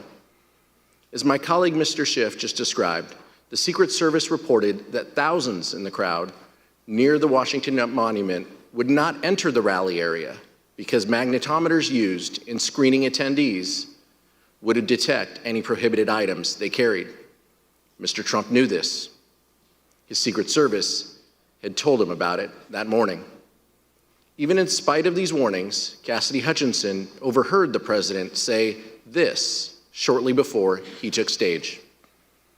He wanted it full, and he was angry that we weren't letting people through the mags with weapons, what the Secret Service deems as weapons and our weapons. I was in the vicinity of a conversation where I overheard the president say something to the effect of, I don't effing care that they have weapons. They're not here to hurt me. Take the effing mags away. Let my people in. They can march to the Capitol from here. Let the people in. Take the effing mags away. And when he went on stage, President Trump himself asked law enforcement to let his supporters in the rally site. And I'd love to have, if those tens of thousands of people would be allowed, the military, the Secret Service, and we want to thank you, and the police, law enforcement, great, you're doing a great job. But I'd love it if they could be allowed to come up here with us. Is that possible? Can you just let them come up, please? President Trump then told his supporters to march to the Capitol. Let's pause at this point to consider President Trump's state of mind, his motivation at this moment. By that point, it was known to Secret Service that members of the crowd were armed. President Trump had been told, and there was no doubt that President Trump knew what he was going to do, sending an angry mob, a number of whom were clad in tactical gear and military garb, armed with various weapons, to the Capitol. There's no scenario where that action is benign. and there's no scenario where an American president should have engaged in that conduct. It did not matter whether President Trump believed the election had been stolen or not. This could not be justified on any basis for any reason. You may also recall testimony from our summer hearings regarding Mr. Trump's efforts to lead the mob to the Capitol himself in his angry altercation in the presidential SUV when the Secret Service told him it was far too dangerous for him to go. As we detailed in testimony from the Metropolitan Police and White House personnel during our July 21st hearing, information about the altercation was widely known. So widely known that one former White House employee with national security responsibilities explained that this information was in fact water cooler talk in the White House complex. As that professional told us, they remember hearing in the days after January 6th how angry the president was when he was in a limo that afternoon. That professional also testified that they were specifically informed of the president's irate behavior in the SUV by Mr. Ornato in Mr. Ornato's office. It was Mr. Engel with Mr. Ornato in that office. They'd expressed to me that the president was irate, on the drive up. Mr. Engel did not deny the fact that the president was irate. That, of course, corresponds closely with the testimony you saw this summer from Cassidy Hutchinson, a Metropolitan Police officer who was in the motorcade, and from multiple sources. Additionally, after concluding its review of the voluminous additional Secret Service communications from January 5th and January 6th, the committee will be recalling witnesses and conducting further investigative depositions based on that material. Following that activity, we will provide even greater detail in our final report. And I will also note this. The committee is reviewing testimony regarding potential obstruction on this issue, including testimony about advice given not to tell the committee about this specific topic. We will address this matter in our report. We also want to remind you now of how security professionals working in the White House complex and who reported to national security officials responded when they learned that Mr. Trump intended to lead the mob to the Capitol. To be completely honest, we were all in a state of shock. Because why? Because it just, one, I think the actual physical feasibility of doing it, and then also we all knew what that implicated and what that meant, that this was no longer a rally, that this was going to move to something else if he physically walked to the Capitol. I don't know if you want to use the word insurrection, coup, whatever. We all knew that this would move from a normal, democratic, public event into something else. Why were we alarmed? Right. The president wanted to lead tens of thousands of people to the Capitol. I think that was enough grounds for us to be alarmed. President Trump was still considering traveling to the Capitol even after returning to the White House. He knew well before 2 p.m. that a violent riot was underway at the Capitol. He was aware of the ongoing lawlessness, but his motorcade was held on West Executive Avenue outside the White House because he still wanted to join the crowd. Here's Kayleigh McEnany, the White House press secretary, describing an exchange she had with the president as soon as he arrived back at the White House. So to the best of my recollection, I recall him being saying that he wanted to physically walk and be a part of the march, and then saying that he would ride the beast if he needed to, ride in the presidential limo. From the Secret Service, the Select Committee has also obtained important new evidence on this issue. It shows how frantic this hour must have been for the Secret Service, scrambling to get the President of the United States to back down from a dangerous and reckless decision that put people in harm's way. Take a look at the Secret Service email from 1:19 p.m. on January 6th, the minute that President Trump got out of the presidential vehicle back at the White House. As soon as the president left his motorcade, leadership from the Secret Service contacted Bobby Engel, the lead agent for the presidential detail, and warned him that they were, quote, concerned about an OTR and off-the-record movement to the Capitol. The people sworn to protect the safety of the President of the United States and who routinely put themselves in harm's way were convinced that this was a bad idea. Secret Service documents also reveal how agents were poised to take President Trump to the Capitol later that afternoon. Agents were instructed to don their protective gear and prepare for a movement. A few minutes later, they were told the president would leave for the Capitol in 2 hours.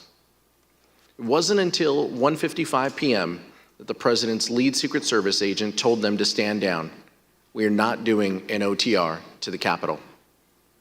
By then, rioters had breached the Capitol and were violently attacking the efforts of the brave men and women in law enforcement trying to resist the mob. President Trump may not have gone to the Capitol on January 6th, but what he did from the White House cannot be justified. While congressional leaders, both Democrats and Republicans, worked with Vice President Pence to try and address the violence, President Trump refused urgent pleas for help from nearly everyone around him. And what he did do only made the situation worse. Mr. Chairman, I yield back. The gentleman yields back. The chair recognizes the gentleman from Maryland, Mr. Raskin, for an opening statement. Thank you, Mr. Chairman. The president was still exhorting his supporters at the Ellipse to go fight like hell at 12:50, around the time that the first wave of rioters first breached barricades defending the Capitol. Secret Service documents we recently received give a timeline of precisely what the White House knew and when. At 1:19, the President's Emergency Operations Center sent an email to Secret Service, national security, and military advisors to the President and Vice President, informing them that, quote, hundreds of Trump supporters stormed through metal barricades at the back of the Capitol building about 1 p.m. Wednesday, running past security guards and breaking fences. When the president returned to the White House around 1:20, he entered the Oval Office and was told right then about the onset of violence at the Capitol.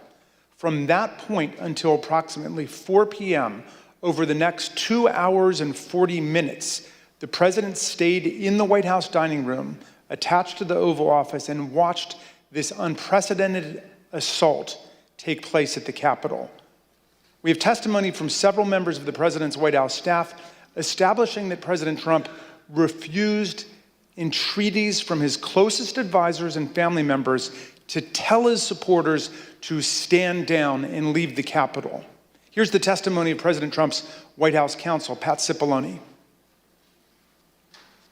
I can't talk about conversations with the president, but I can generically say that I said, people need to be told, there needs to be a public announcement fast that they need to leave the Capitol. And Pat, could you let us know approximately when you said that? Approximately when? Almost immediately after I found out people were getting into the Capitol or approaching the Capitol in a way that was violent. You on the staff did not want people to leave the Capitol. On the staff? In the White House. I can't think of anybody, on that day who didn't want people to get out of the Capitol once, particularly once the violence started. No.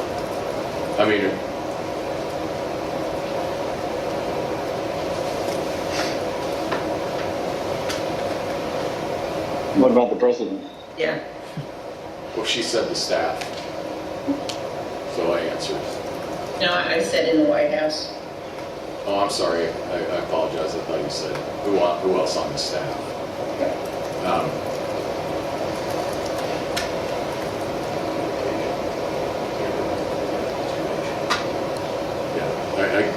I can't reveal communications, but obviously I think,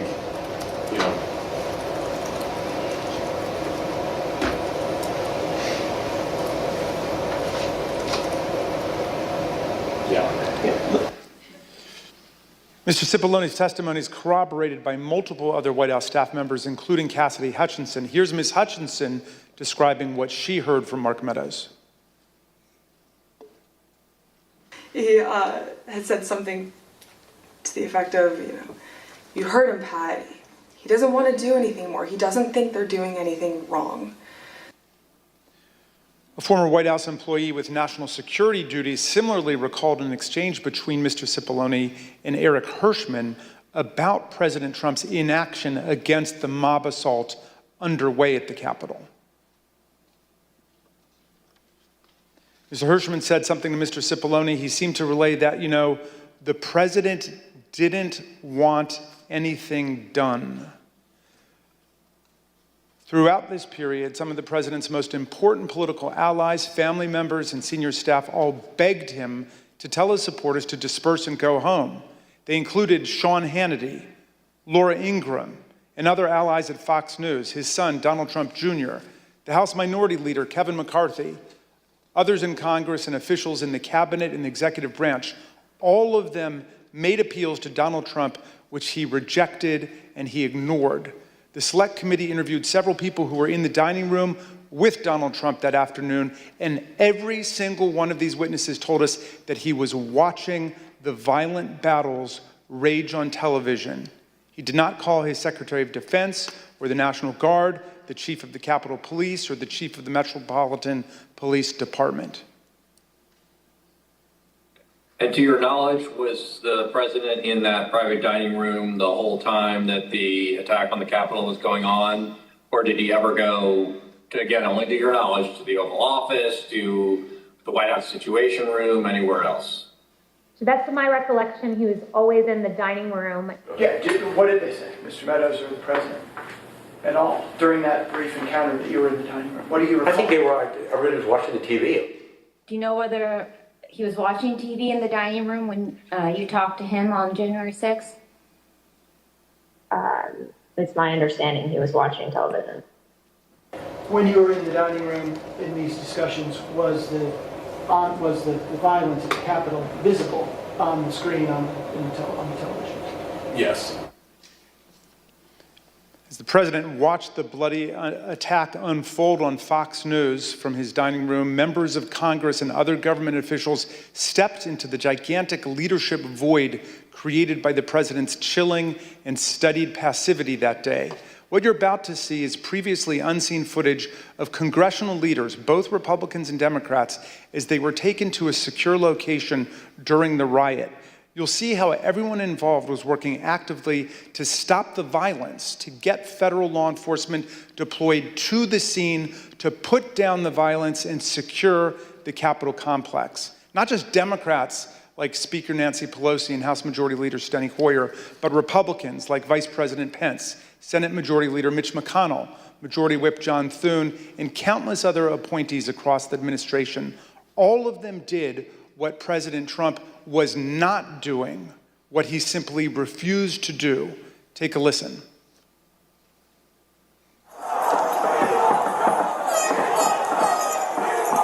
We're starting to get surrounded. They're taking the north front scaffolding. Unless we get more munitions, we're not going to be able to hold. The door has been breached and people are gaining access into the Capitol. But you know what? We have got to finish the proceedings, or else they would have had the complete victory. Senator Schumer is at a secure location, and they're locked down in the Senate. There has to be some way we can maintain the sense that people have that there's some security or some confidence that government can function and that we can elect the President of the United States. Did we go back into session? We did go back into session, but now apparently everybody on the floor is putting on tear gas masks to prepare for a breach. Well, I'm trying to get more information. They're putting on their tear gas masks. I can't. We need an area for the House members. They're all walking over now through the tunnels.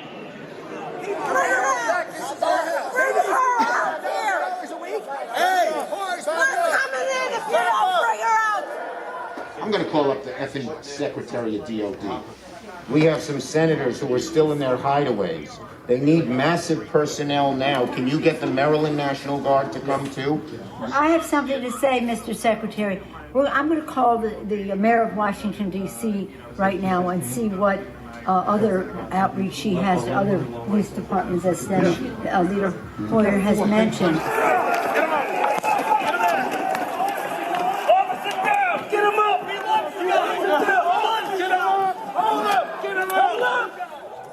Hi, Governor. This is Nancy.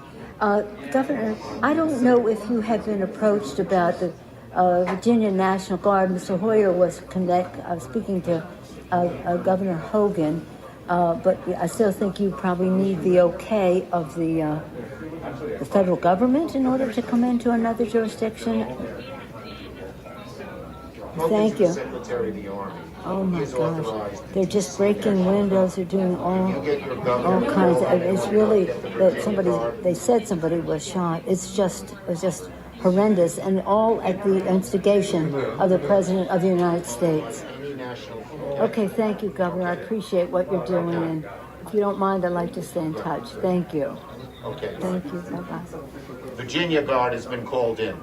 You know, I'm just talking to Governor Northam, and what he said is they sent 200 state police and a unit of the National Guard.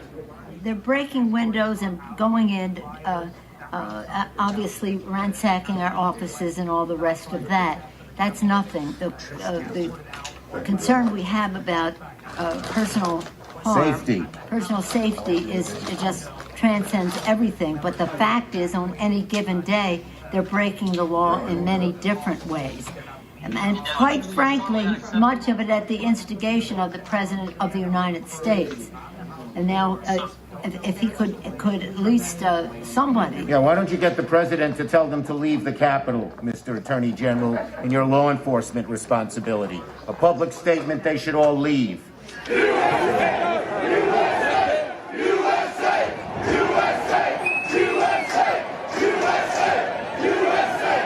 This cannot be just we're waiting for so-and-so. We need them there now, whoever you got. You also have troops. This is Steny Hoyer. Troops. Okay, so we have a little bit of time to make that decision. Andrews Air Force Base. All right. Other military bases. Thank you. We Thanks, need Paul. active Bye. duty National Guard. How soon in the future can you have the place evacuated, cleaned out? I don't want to speak for the leadership that's going to be responsible for executing the operation, so I'm not going to say that because they're on the ground and they're the Well, just pretend for a moment it was the Pentagon or the White House or some other entity that was under siege. And let me say, you can logistically get people there as you make the plan.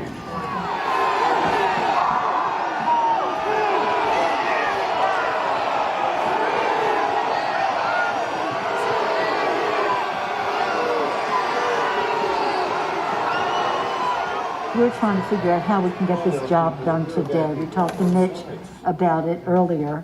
He's not in the room right now, but he was with us earlier and said, we want to expedite this, and hopefully they could confine it to just one complaint, Arizona, and then we could vote, and that would be, then just move forward with the rest of the state. The overriding wish is to do it at the Capitol. What we are being told very directly is it's going to take days for the Capitol to be okay again. We've gotten a very bad report about the condition of the House floor with defecation and all that kind of thing as well. I don't think that that's hard to clean up, but I do think it is more from a security standpoint of making sure that everybody is out of the building, and how long will that take? I just got off with the Vice President. I got off with the Vice President-elect. So I'll tell him. Okay, but what we left the conversation with, because he said he had the impression from Mitch that Mitch wants to get everybody back to do it there. Yes. I said, well, we're getting a counterpoint that is, it could take time to clean up the poo-poo that they're making all over literally and figuratively in the Capitol, and that it may take days to get back. And I'm at the Capitol building. I'm literally standing with the chief of police of of the U.S. Capitol Police, he just informed me what you will hear through official channels. Paul Irving, your Sergeant at Arms, will inform you that their best information is that they believe that the House and the Senate will be able to reconvene in roughly an hour. Good news. Your Sergeant at Arms be in touch about the process for getting members back into the building. Thank you very much, Mr. Vice President. Good news.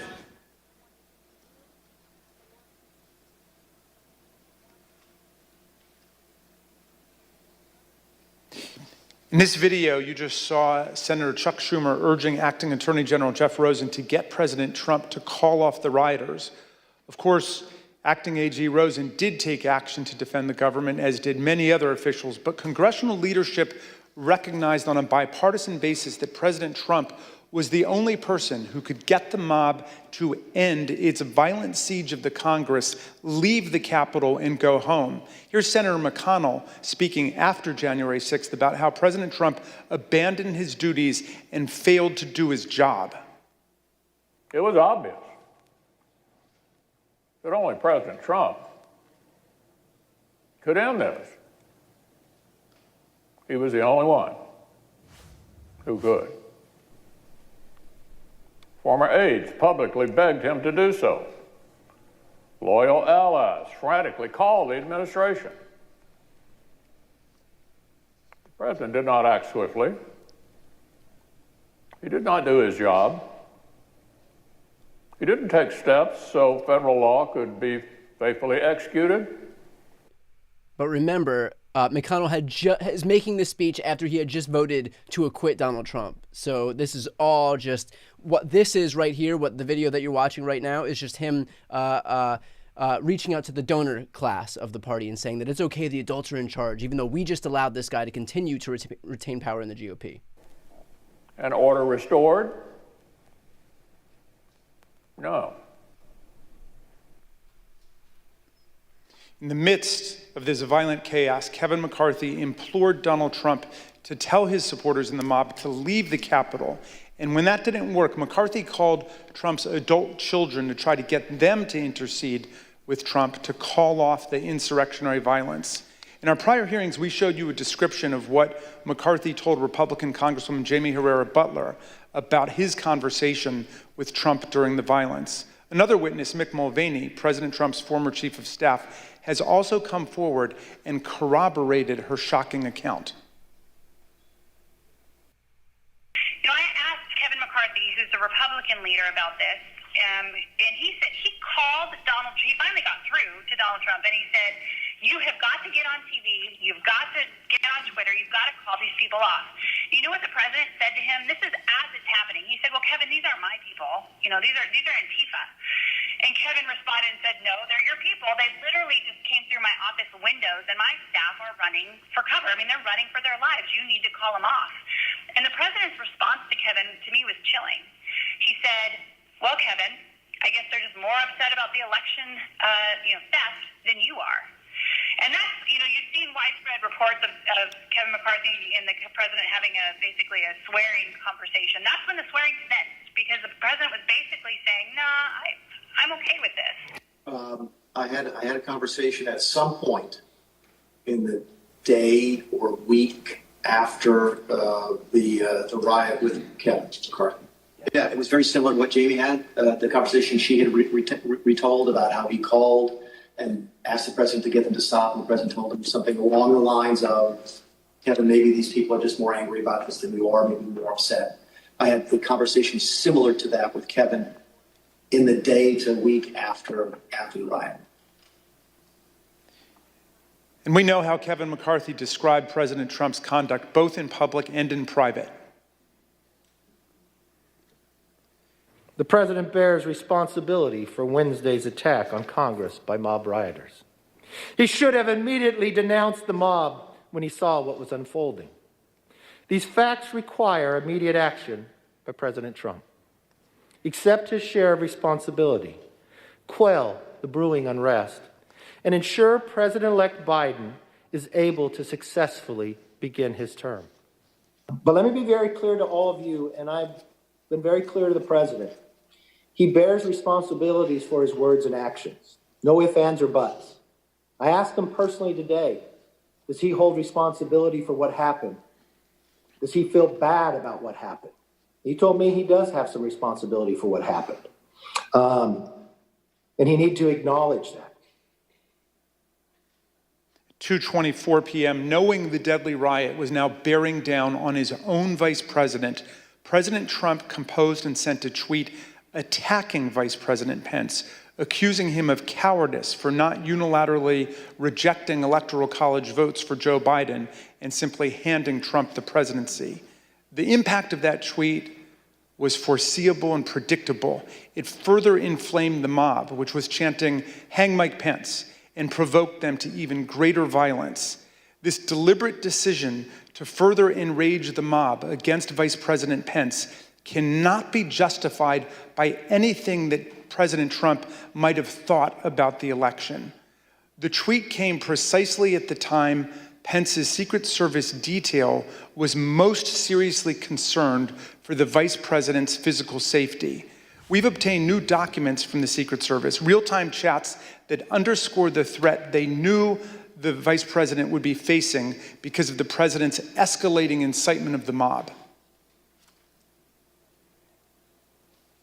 After Trump's tweet, one agent in the Secret Service's intelligence division immediately warned, POTUS just tweeted about Pence, probably not going to be good for Pence. Another agent reported the dramatic impact of Trump's anti-Pence tweet on his followers. POTUS said he lacked courage, over 24,000 likes in under 2 minutes. Employees at Twitter were nervously monitoring the situation.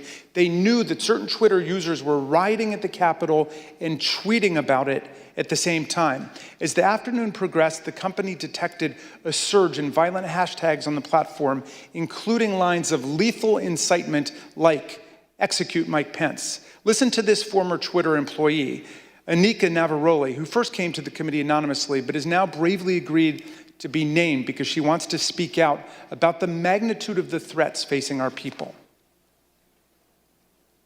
And you were also seeing content on the platform at that time that was threatening towards the vice president. Hashtag execute Mike Pence. They were literally calling for his execution. As this tweet was going out. Yes. And in response to this tweet too, because I think as many of Donald Trump's tweets did, it again fanned the flames, and it was individuals who were already constructing gallows, who were already willing and able and wanting to execute someone and looking for someone to be killed. Now the individual who has called upon them to begin this coup is now pointing the finger at another individual while they're ready to do this.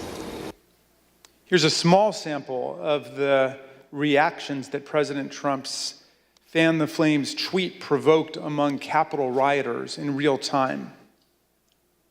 What percentage of the crowd is going to the Capitol? 100%. It is spread like wildfire that Pence has betrayed us and everybody's marching on the Capitol, all 1 million of us. It's insane. Stick up for Donald Trump. Mike Pence has screwed us, in case you haven't heard yet. What happened? What happened? I keep hearing that Mike Pence has screwed us. That's the word. I keep hearing reports that Mike Pence has screwed us. Between 2:30 and 2:35, within 10 minutes of President Trump's tweet, thousands of rioters overran the line that the Metropolitan Police Force's Civil Disturbance Unit was holding on the west side of the Capitol. This was the first time in the history of the Metropolitan Police Department that a security line like that had ever been broken. President Trump's conduct that day was so shameful and so outrageous that it prompted numerous members of the White House staff and other Trump appointees to resign. In prior hearings, you've heard Deputy National Security Advisor Matt Pottinger and Deputy White House Press Secretary Sarah Matthews explain why they felt compelled to resign on that day. Since then, we've spoken to more high-ranking officials, like President Trump's envoy to Northern Ireland and former Chief of Staff Mick Mulvaney, and Transportation Secretary Elaine Chao, who resigned after the 6th in protest of Trump's misconduct and to dissociate themselves from his role in the violence. Take a listen to what they had to say. I was stunned by violence and was stunned by the president's apparent indifference to the violence. Now is the time for the president to be presidential. I thought he failed at doing it. I thought he failed at a critical time to be the sort of leader that the nation needed. I think the events at the Capitol, however they occurred, were shocking. And it was something that, as I mentioned in my statement, that I could not put aside. And at a particular point, the events were such that it was impossible for me to continue, given my personal values and my philosophy. I came as an immigrant to this country. I believe in this country. I believe in a peaceful transfer of power. I believe in democracy. And so it was a decision that I made on my own. When security assistance began to arrive at the Capitol and the tide turned against the insurrection, President Trump finally gave his painfully belated instruction at 4:17 p.m. So after multiple hours of rioting and more than 100 serious injuries suffered by our law enforcement officers, the crowd finally began to disperse. Listen carefully to what they said as they decided to leave the Capitol. Here delivering the president's message. Donald Trump has asked everybody to go home.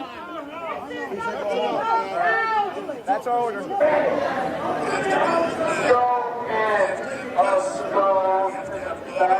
says go home. He says go home. Yeah, he said to go home. Finally, at 6:01, President Trump tweeted again, not to condemn the mass violence in any way, but rather to excuse and glorify it. Significantly, he made it clear that he considered the violence perfectly foreseeable and predictable. Check it out. These are the things and events that happen when a sacred landslide election victory is so unceremoniously, viciously stripped away from great patriots who have been badly, unfairly treated for so long. These are the things that happen, he said, giving the whole game away. Trump was telling us that the vice president, the Congress, and all the injured and wounded cops, some of whom are with us today, got what was coming to us. According to Trump, January 6th should not be a day that lives in shame and infamy in our history, but rather in glory. Remember this day forever, he wrote proudly, as if he were talking about D-Day or the Battle of Yorktown. Trump did nothing to stop the deadly violence for obvious reasons. He thought it was all justified, he incited it, and he supported it. Would it have been possible at any moment for the president to walk down to the podium in the briefing room and talk to the nation at any time between when you first gave him that advice at 2 o'clock and 4:17 when the video statement? Would that have been possible? Would it have been possible? Yes. Yes, it would have been possible. If the president had wanted to make a statement and address the American people, he could have been on camera almost instantly. And conversely, the White House press corps has offices that are located directly behind the briefing room. And so if he had wanted to make an address from the Oval Office, we could have assembled the White House press corps probably in a matter of minutes to get them into the Oval for him to do an on-camera address. Mr. Chairman, nothing in law or fact could justify the president's failure to act. And I assume you also would agree the president has a particular obligation to take care that the laws be faithfully executed. That is one of the president's obligations, correct. Mr. Chairman, in numerous places, our Constitution strongly opposes insurrection and rebellion. Article 1 gives Congress the power to call forth the militia to suppress insurrections. Section 3 of the 14th Amendment disqualified from holding federal and state office anyone who has sworn an oath to defend the Constitution but betrays it by engaging in insurrection or rebellion. It was President Lincoln at the start of the Civil War in 1861 who best explained why democracy rejects insurrection. Insurrection, he said, is a war upon the first principle of popular government, the rights of the people. American democracy belongs to all the American people, not to a single man. Thank you, Mr. Chairman. I yield back. The gentleman yields back. During this committee's first hearing in July of last year, our witnesses were 4 police officers who helped repel the riots of January 6th. We asked them what they hoped to see the committee accomplish over the course of our investigation. Officer Gunnell wanted to know why the rioters were made to believe that the election process was rigged. Officer Fanone asked us to look into the actions and activities that resulted in the day's events. Officer Hodges was concerned about whether anyone in power had a role. Officer Dunn put it simply, get to the bottom of what happened. We've worked for more than a year to get those answers. We've conducted more than 1,000 interviews and depositions. We received and reviewed hundreds of thousands of pages of documents. Thanks to the tireless work of our members and investigators, we have left no doubt, none, that Donald Trump led an effort to upend American democracy that directly resulted in the violence of January 6th. He tried to take away the voice of the American people in choosing their president and replace the will of the voters with his will to remain in power. He is the one person at the center of the story of what happened on January 6th. So we want to hear from him.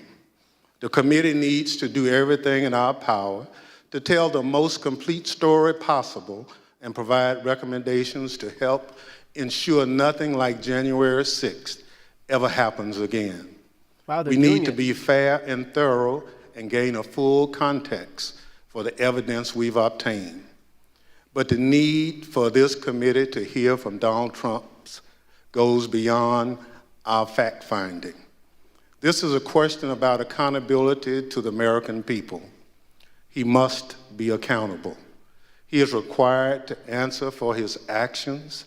He's required to answer to those police officers who put their lives and bodies on the line to defend our democracy. He's required to answer to those millions of Americans whose votes he wanted to throw out as part of his scheme to remain in power. And whatever is underway to ensure this accountability under law, this committee will demand a full accounting to every American person of the events of January 6th. So it is our obligation to seek Donald Trump's testimony. Wow. There's precedent in American history for Congress to compel the testimony of a president. There's also precedent for presidents to provide testimony and documentary evidence to congressional investigators. We also recognize that a subpoena to a former president is a serious and extraordinary action. That's why we want to take this step in full view of the American people, especially because the subject matter at issue is so important to the American people and the stakes are so high for our future and our democracy. And so I recognize the Vice Chair, Ms. Cheney of Wyoming, to offer a motion. Mr. Chairman, pursuant to today's notice, I send to the desk a committee resolution and ask for its immediate consideration. The clerk will report the resolution. Committee Resolution 1, resolved that the chairman be and is hereby directed to subpoena Donald J. Trump for documents and testimony in connection with the January 6th attack on the United States Capitol pursuant to Section 5C4 of House Resolution 503 and Clause 2M of Rule 11 of the Rules of the House of Representatives. The gentlewoman from Wyoming is recognized on her resolution. Thank you, Mr. Chairman. Mr. Chairman, our committee now has sufficient information to answer many of the critical questions posed by Congress at the outset. we have sufficient information to consider criminal referrals for multiple individuals and to recommend a range of legislative proposals to guard against another January 6th. But a key task remains. We must seek the testimony under oath of January 6th central player.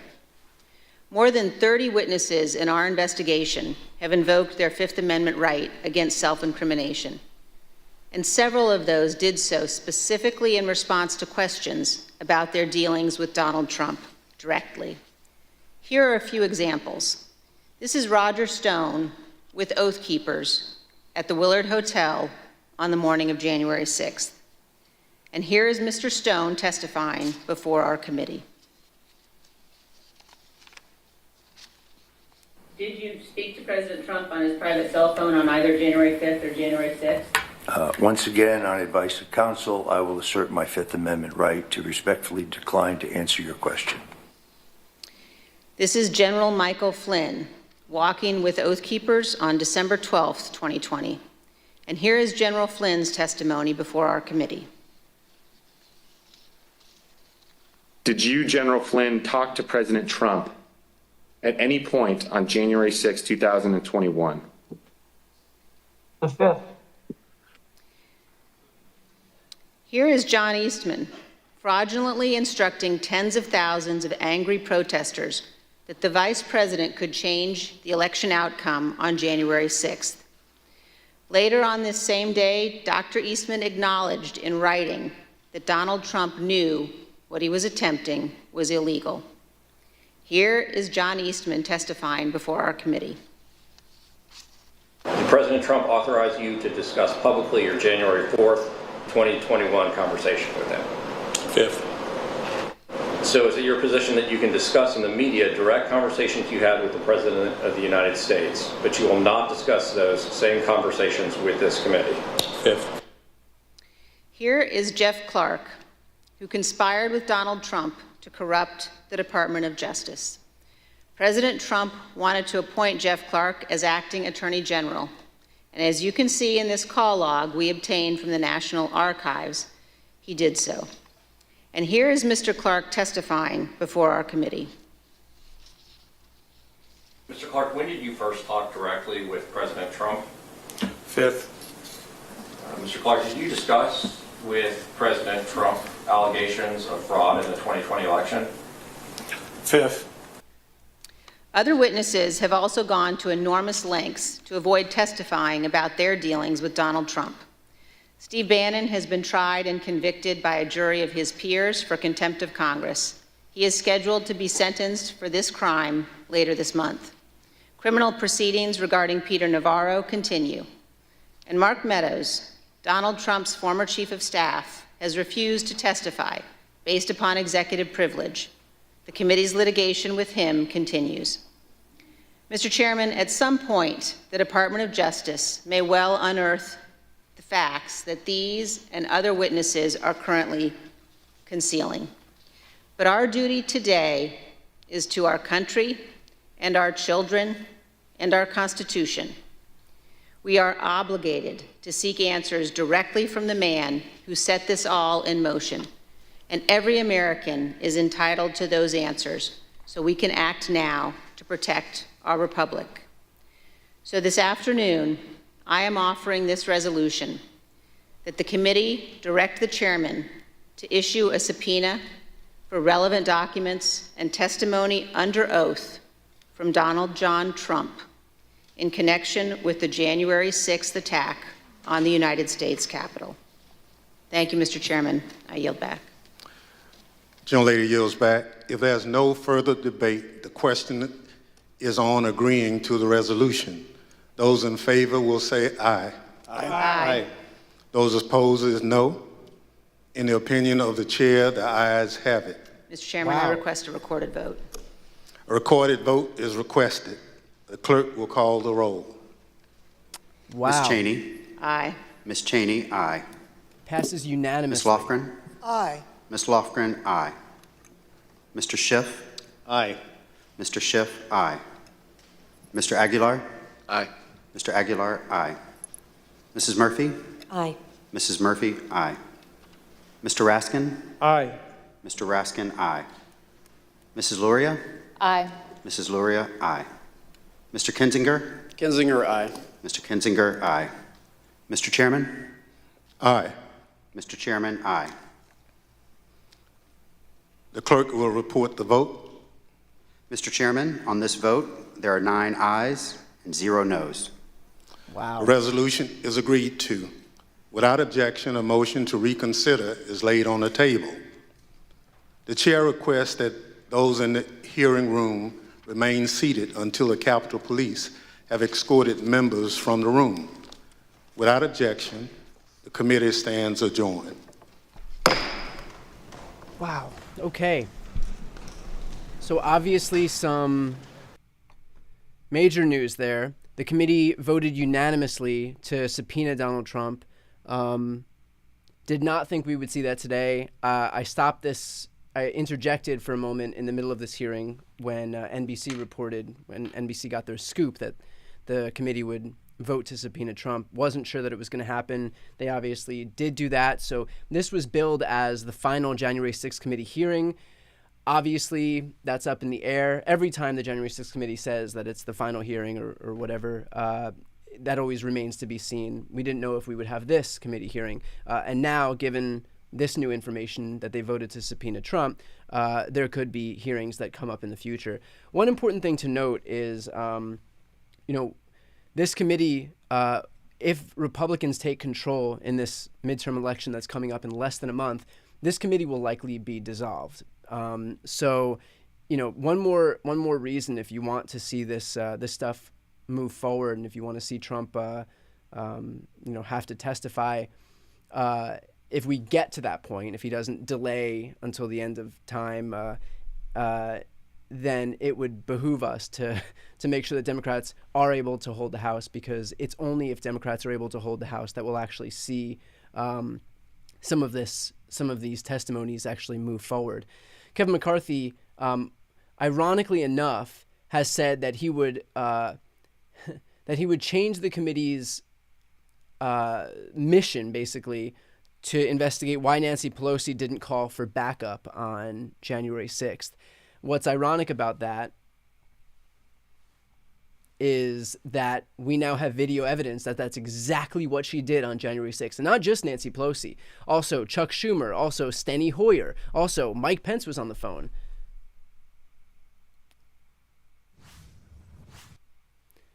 So let's go full on this for just a quick sec.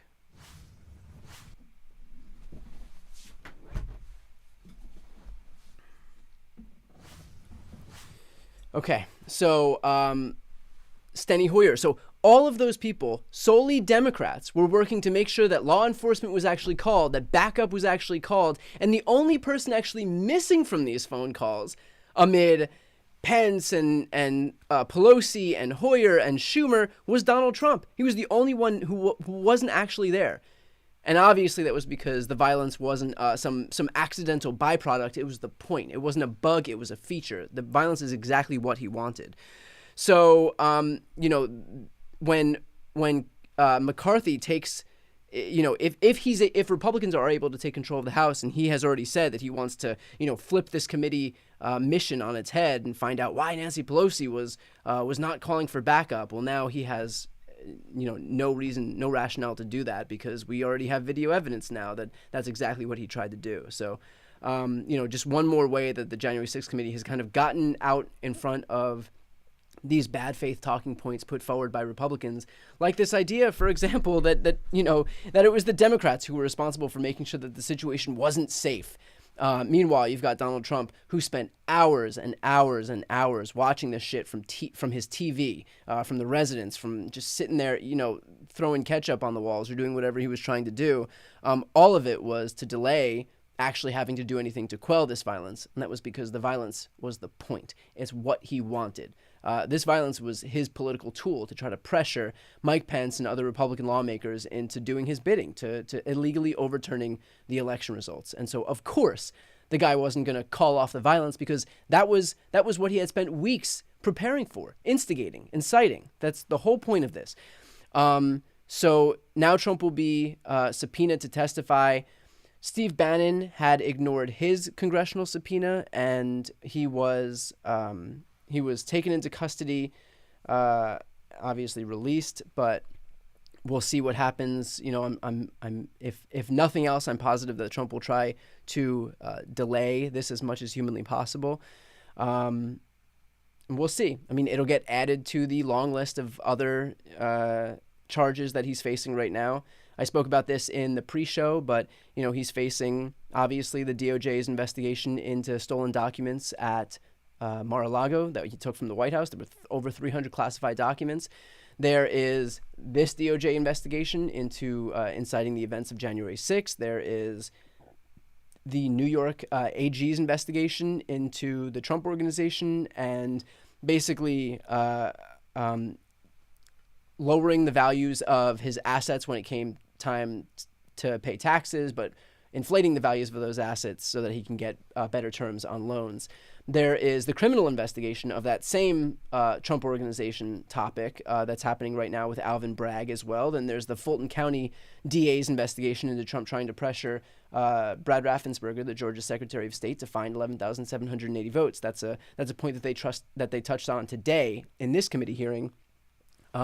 So you know, he definitely doesn't have any shortage of these legal troubles to be dealing with right now. But I think first and foremost on his mind today is this fact that the committee has compelled him to testify. So again, not holding my breath that he will voluntarily comply, but there have been other members of the Trump administration, former Trump administration, who haven't complied, and they've dealt with legal issues of their own as a result of that. So we'll see what happens. Remains to be seen. But you know, as far as I would imagine, this is a good thing to see. This is a promising development and something that I've wanted to see for a long time. This idea that he shouldn't even be compelled to testify for something that was so blatantly of his own doing, so blatantly incited by him and coordinated by him. You know, have him come and testify. So we'll see what happens with that. But in any case, I do want to ask, for those of you who've tuned in, who have listened to this post-show, if you haven't yet subscribed to my channel, if you could please subscribe. That is the single best way to support what I do. The second thing is I'm selling wine. It's called Codify Rosé. It's a rosé. All profits go to Field Team 6, which is an amazing voter registration organization.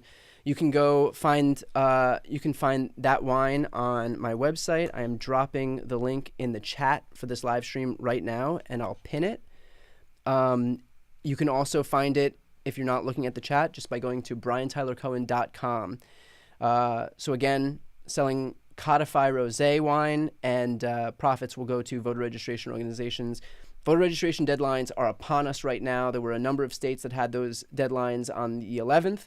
And then coming up in these next couple weeks, a number of other battleground states are going to have their deadlines. So this is when your money goes the farthest. So if you were going to donate anyway, at least get a bottle of wine out of it. So makes a good gift too. So with that said, again, if you haven't yet subscribed to my channel, please subscribe.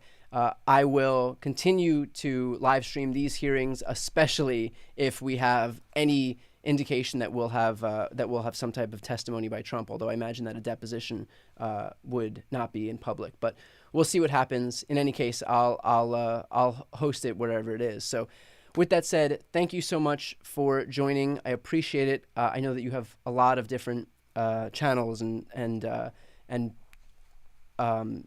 you know, both on TV and on YouTube that you can watch for this coverage. So I appreciate you tuning in. Thank you so much, and tune in later today because I have an interview coming out on this channel with Amy Klobuchar, and then a few days from now I have another interview coming out with Stacey Abrams. Okay, thanks.